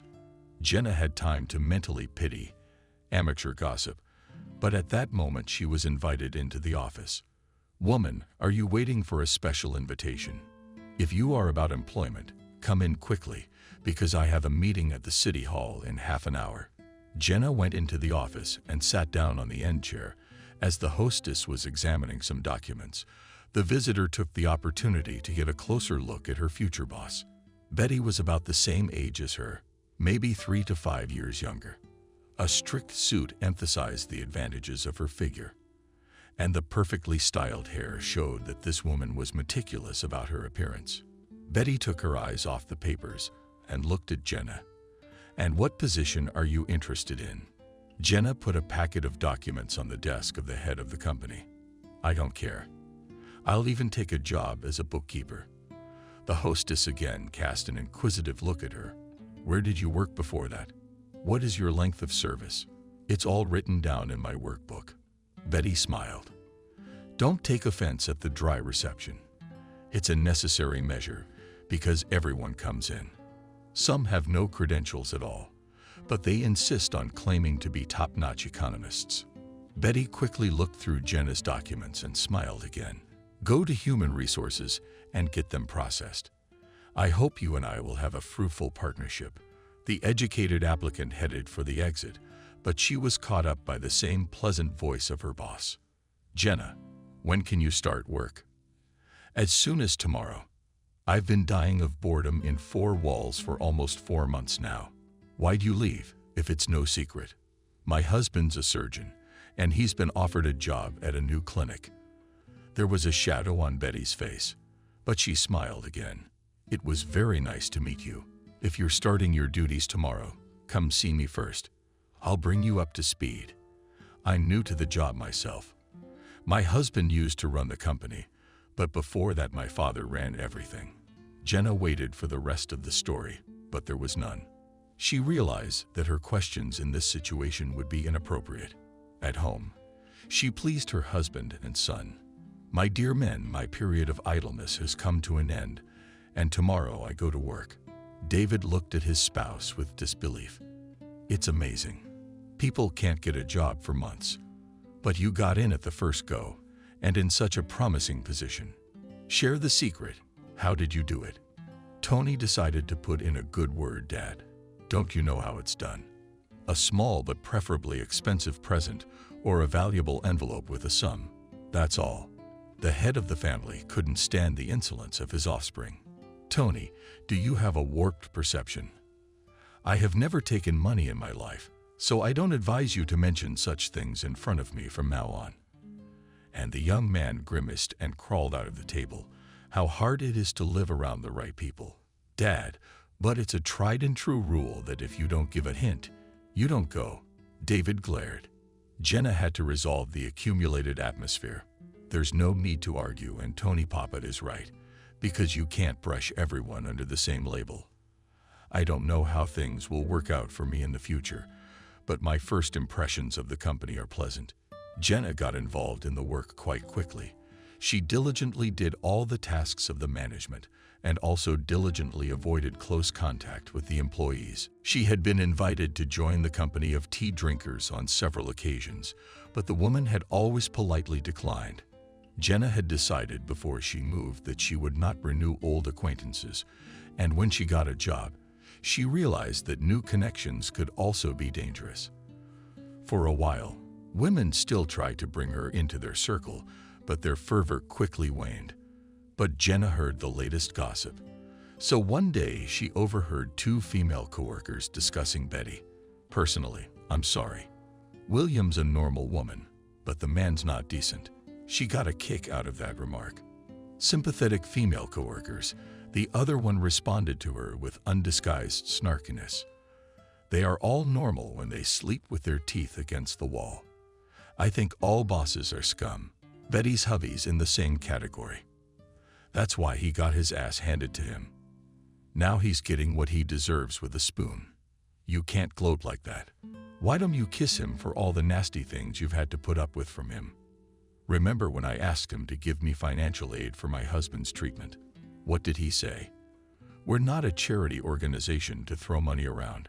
The earth is round, and everyone will get their due. And this one got his. Jenna let her guard down and carelessly moved a thick file from the desk. There was a loud pop and the women fell silent. Subsequently, the chief economist had heard such conversations more than once, and the female employees of the department shamelessly wash her bones. But Jenna tried not to pay attention to this unpleasant detail. Outside the window again raged spring, and Jenna wondered how the whole year flew by unnoticed. The long weekend was approaching, and she and her husband planned to go to the village to visit the graves of Jenna's close relatives. But unexpectedly, Tony interfered with those plans. The son showed up while the woman was preparing a meal. "Mom, where do you kill so much for a year?" Jenna looked at her son with a critical eye. "You have a short memory as a girl. I warned you that we'd go to my home village for the weekend." The young man slapped his forehead with the palm of his hand. "Exactly, Mom. I have everything out of my head. I don't have time to go to cemeteries. Tony, we had a deal." "Mammy, my circumstances have changed. I was hoping we could have a little banquet here at home." A beaming smile froze on her son's face, and Jenna realized she couldn't be angry. She sighed doomedly. "And what are we going to have a banquet in honor of?" Tony had gone into his hair. "Mom, to be honest, I don't even know how to say it. About Dad, I'm afraid to even mention it. What is this guy talking about?" First he measured, then he squeezed his eyes shut and blurted it out. "Julia and I have decided to get married." The partition nightboard slipped out of her mistress's hands and her legs became absorbent cotton. Jenna slowly lowered herself into the chair. "Okay, Tony, let's get this in order. Who is Julia? And why did you decide to marry her now?" Tony pulled up a stool. "Julia's my girlfriend. We've been dating for almost a year. She's a great girl, and we have a lot in common. Anyway, we decided we should be together." "Son, what about love? We love each other. Why wait till we're old? I'm already 22. Julia's a year younger than me. And then I'm in my last year." Jenna was in a state of stupor for a few minutes, so Tony's enthusiasm gradually wore off, and he remarked resentfully, "You're strange people. You parents only care about your own worries. I came as a human being. I shared my joy with you. And you, Mom, sit like a statue." Jenna made excuses. "It's just so sudden, son. How did Julia's parents feel about your decision?" "Bah, not yet. We were the first to know. Julia's afraid to tell their parents too. Her mom's all right. She's normal. Her father is a real satrap, even though he's disabled. Julia is terrified of him." "Tony, but you're still going to have a serious conversation with your fiancé's parents someday." The boy didn't hold back, looked his mother in the eye. "Julia and I have thought of everything. You are the most reliable person, so you must help us." The woman was surprised. "And what will my help consist of?" Tony made himself comfortable on the stool again. "Well, for starters, you need to bring your father up to speed. And then we'll organize a little party here. Invite Julia and their ancestors. In other words, you're taking it out on us, although your creative ideas are commendable. But I'm not sure my father would go for that. And then you said yourself that your girlfriend's father is disabled. Even a short trip can be a lot of trouble for someone with a disability." Tony immediately became sad. "Mom, you're right. What do you suggest we do?" "We should change the plan a little bit. That is, have a get-together at Julia's parents' house." Tony mumbled thanks for the advice and, with his head down, wandered back to his room. Jenna continued in a state of stupor. The only thing that was going through her mind was what family? He's just a kid. No responsibility. In the evening, Jenna told her husband everything. But unlike her, David took the news very calmly. Jenna, don't worry. It's true. Almost all men stay boys until they're adults. Let them try to start a family. Maybe it'll work out. And if it doesn't, a man takes his wife's hands in his own. Jenna, calm down. Realize that our son is a grown man. We don't need to patronize him and put up obstacles. If we stop him from wanting to get married now, he could end up a loner in his old age. Let's help him.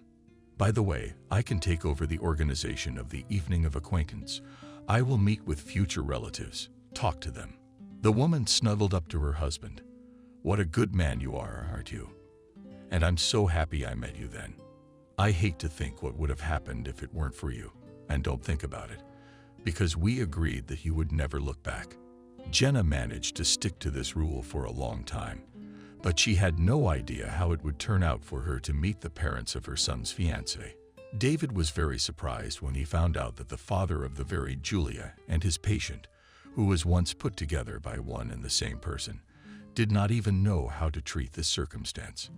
As the patient had a very difficult character, rather even scandalous, he literally and turned on all the nurses and doctors too. Almost all were to blame for the fact that he will now remain an invalid. David even had to raise his voice once. Listen to me. You were literally put together in pieces.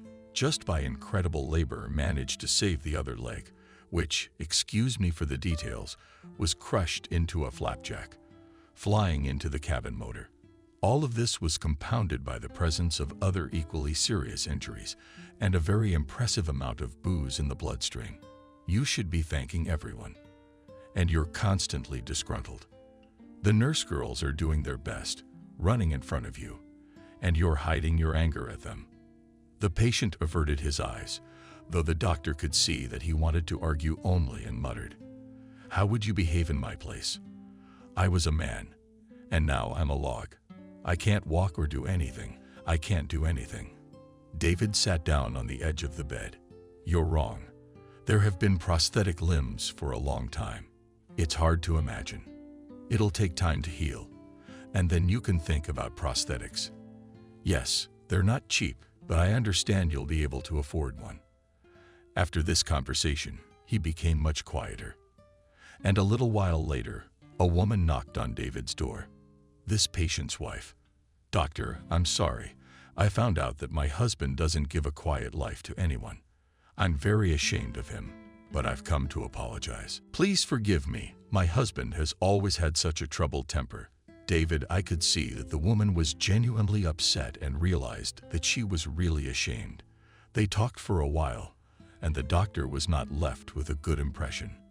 And now it was her help that he was counting on for the difficult mission he had so recklessly undertaken. Betty came home. Andrew had been out of sorts as usual half an hour ago, but today her out of sorts were far more out of sorts than his. As usual, he began to grumble. "Nobody needs me here alone. It's the so-called daughter who's always out and about. The wife doesn't care about her husband at all. You could lie down and die." Betty wanted to talk calmly, but she couldn't. He got angry. "It's not nice when the whole world isn't at your feet, isn't it?" He looked at his spouse in surprise. He had long been accustomed to the fact that Betty had somehow withdrawn herself from any business scandals. She minded her own business, stayed out of his way, even when his father-in-law died, and his business was completely taken over. Betty didn't even try to take charge. She was perfectly content to do her daughter's charity work. "You know, being a socialite." "What do you mean? Or are you just trying to remind me that I'm not human anymore?" "You know, Andrew, I may surprise you, but your humanity doesn't depend on how many legs you have." Andrew got nervous. He didn't like it very much at all that his wife was now in charge of the factory. He'd always done everything neatly, of course, but it's all women in there. I told her something. "Olia, What do you mean by that? If you've been spilled something at the factory, it's the stupidest thing in the world. To believe all sorts of gossip from people who are sticky with envy. Betty smiled. You know, Andrew, if you weren't who you are right now, I'd kick you out the door and out of my life. That he even raised his voice. Who does that woman think she is? Today I was going through some papers in the closet behind the desk. And you know, I came across a very interesting document. I can't say I was too surprised, because I've long since realized that you're the kind of person I'd expect any kind of shenanigans from. But I think it's a bit much. The company belonged to my father, and it was supposed to go to our daughter. But you've decided to reorganize it. I wonder why. Or do you think I'd disinherit my daughter? Andrew's eyes flickered. How could he forget about the fact that a year ago he had already prepared this package of documents, prepared and put them away so that when the opportunity arose, he could quickly sign them. Betty, you see, he didn't have time to finish. A housekeeper appeared on the doorstep. Betty and Andrew, you have a visitor who says he's the doctor who operated on you after the accident. They looked at each other, and Betty said inviting. To be honest, neither Betty nor Andrew understood why the doctor had come. David said hello and smiled. I'm here on a very important matter. Betty made a gesture with her hand. Please have a seat. Perhaps some tea or coffee. No, thank you very much. I'll get right to the point. The thing is, my son is dating your Yulia. Betty raised her eyebrows. Tony, your son David has raised his hands. So there you go. I'll tell you right away. And then you can answer me. Our children have decided they can't live without each other, and they need to get married. Of course, they're both still quite young. But when do you fall in love if you're not young? We wanted to invite you to our house to discuss the situation, but we thought it would be more convenient to meet at your place. David cast a quick glance at Andrew, who was already blushing with anger. To get married. When she arrives, I'll arrange it. Betty looked at him sternly. And for the first time, Andrew was embarrassed. The woman turned to David. You've thought and decided the right thing. I also think we should talk about it. Talk. Listen to the children. It's quite possible that they have very real feelings.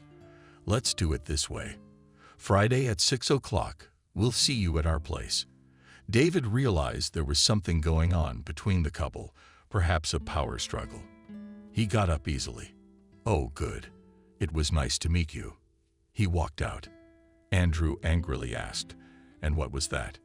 Betty turned to him and smiled radiantly. What was what? Our daughter is getting married, and will probably have a son-in-law to run the company. Andrew even choked with hatred and helplessness. Right, why would he need a company now that he's disabled? Jenna smiled at her husband's reflection in the mirror. But David, like you. He raised his thumb in admiration. Honestly, I don't even know what to say to you. It's like you're 20 years old. So delicate, so beautiful. No, of course you're always beautiful. But now it's like I'm younger, like I've gone back 15 years. Oh, I'm embarrassed. It's just that it's that kind of family. You have to look the part. But we're no worse. Jenna smiled, spun around. Tony walked into the room. He was wearing a suit that fit him like that one. Mom, how's it going? Well, the groom. Mom, but I'm serious.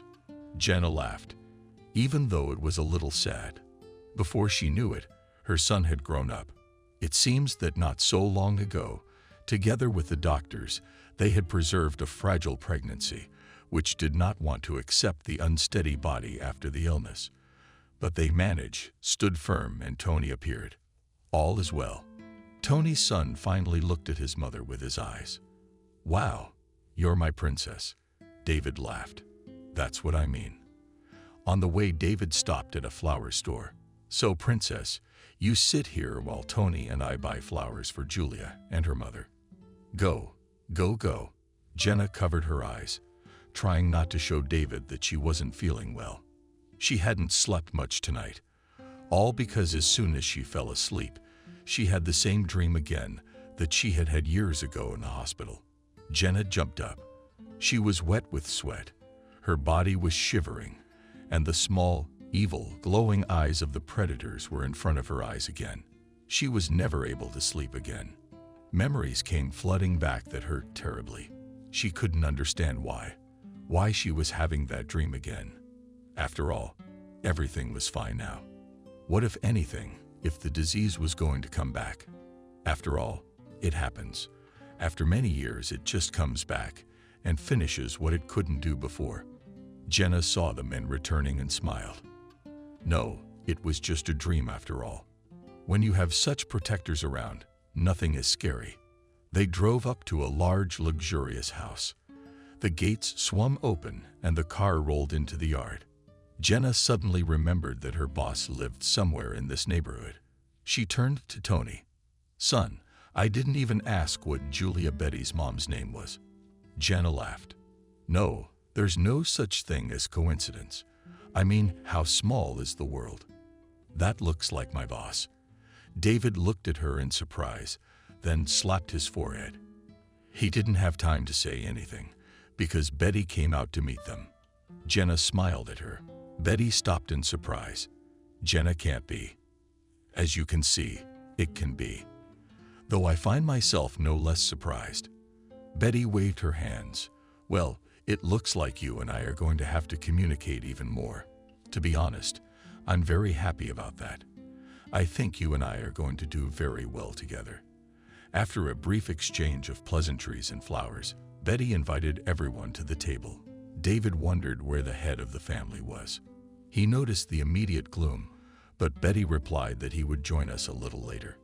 In fact, she didn't know if her husband would show up at all. They had a very big conversation. Not only had Betty discovered documents that lacked her signature to transfer the entire firm to Andrew, but lately, she'd been hearing dry tales about his adventures as well.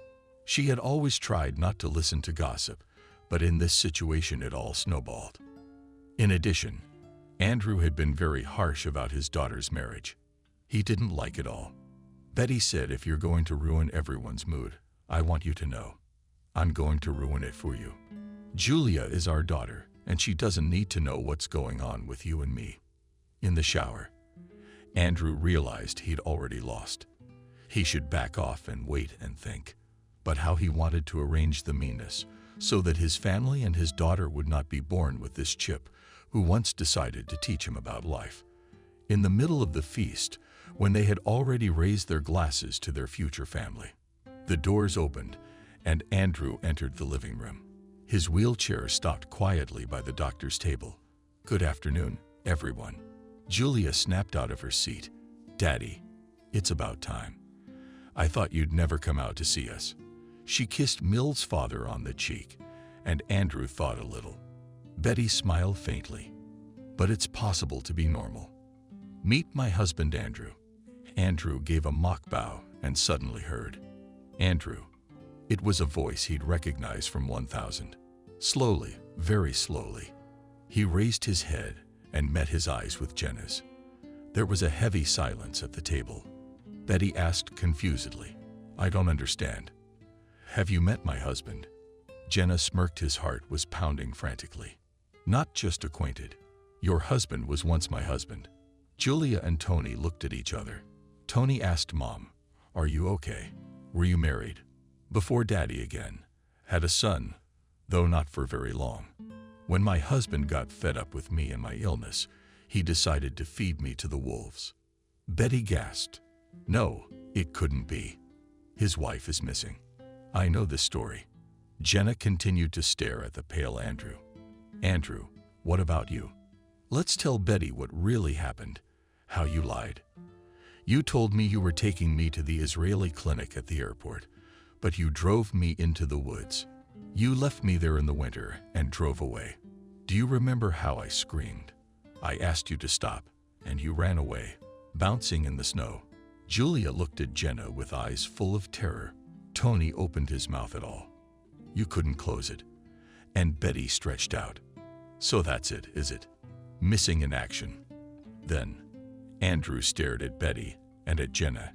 He was afraid to move, afraid because he could see the look in Jenna's husband's eyes. That doctor wanted to nail him. It had been a year.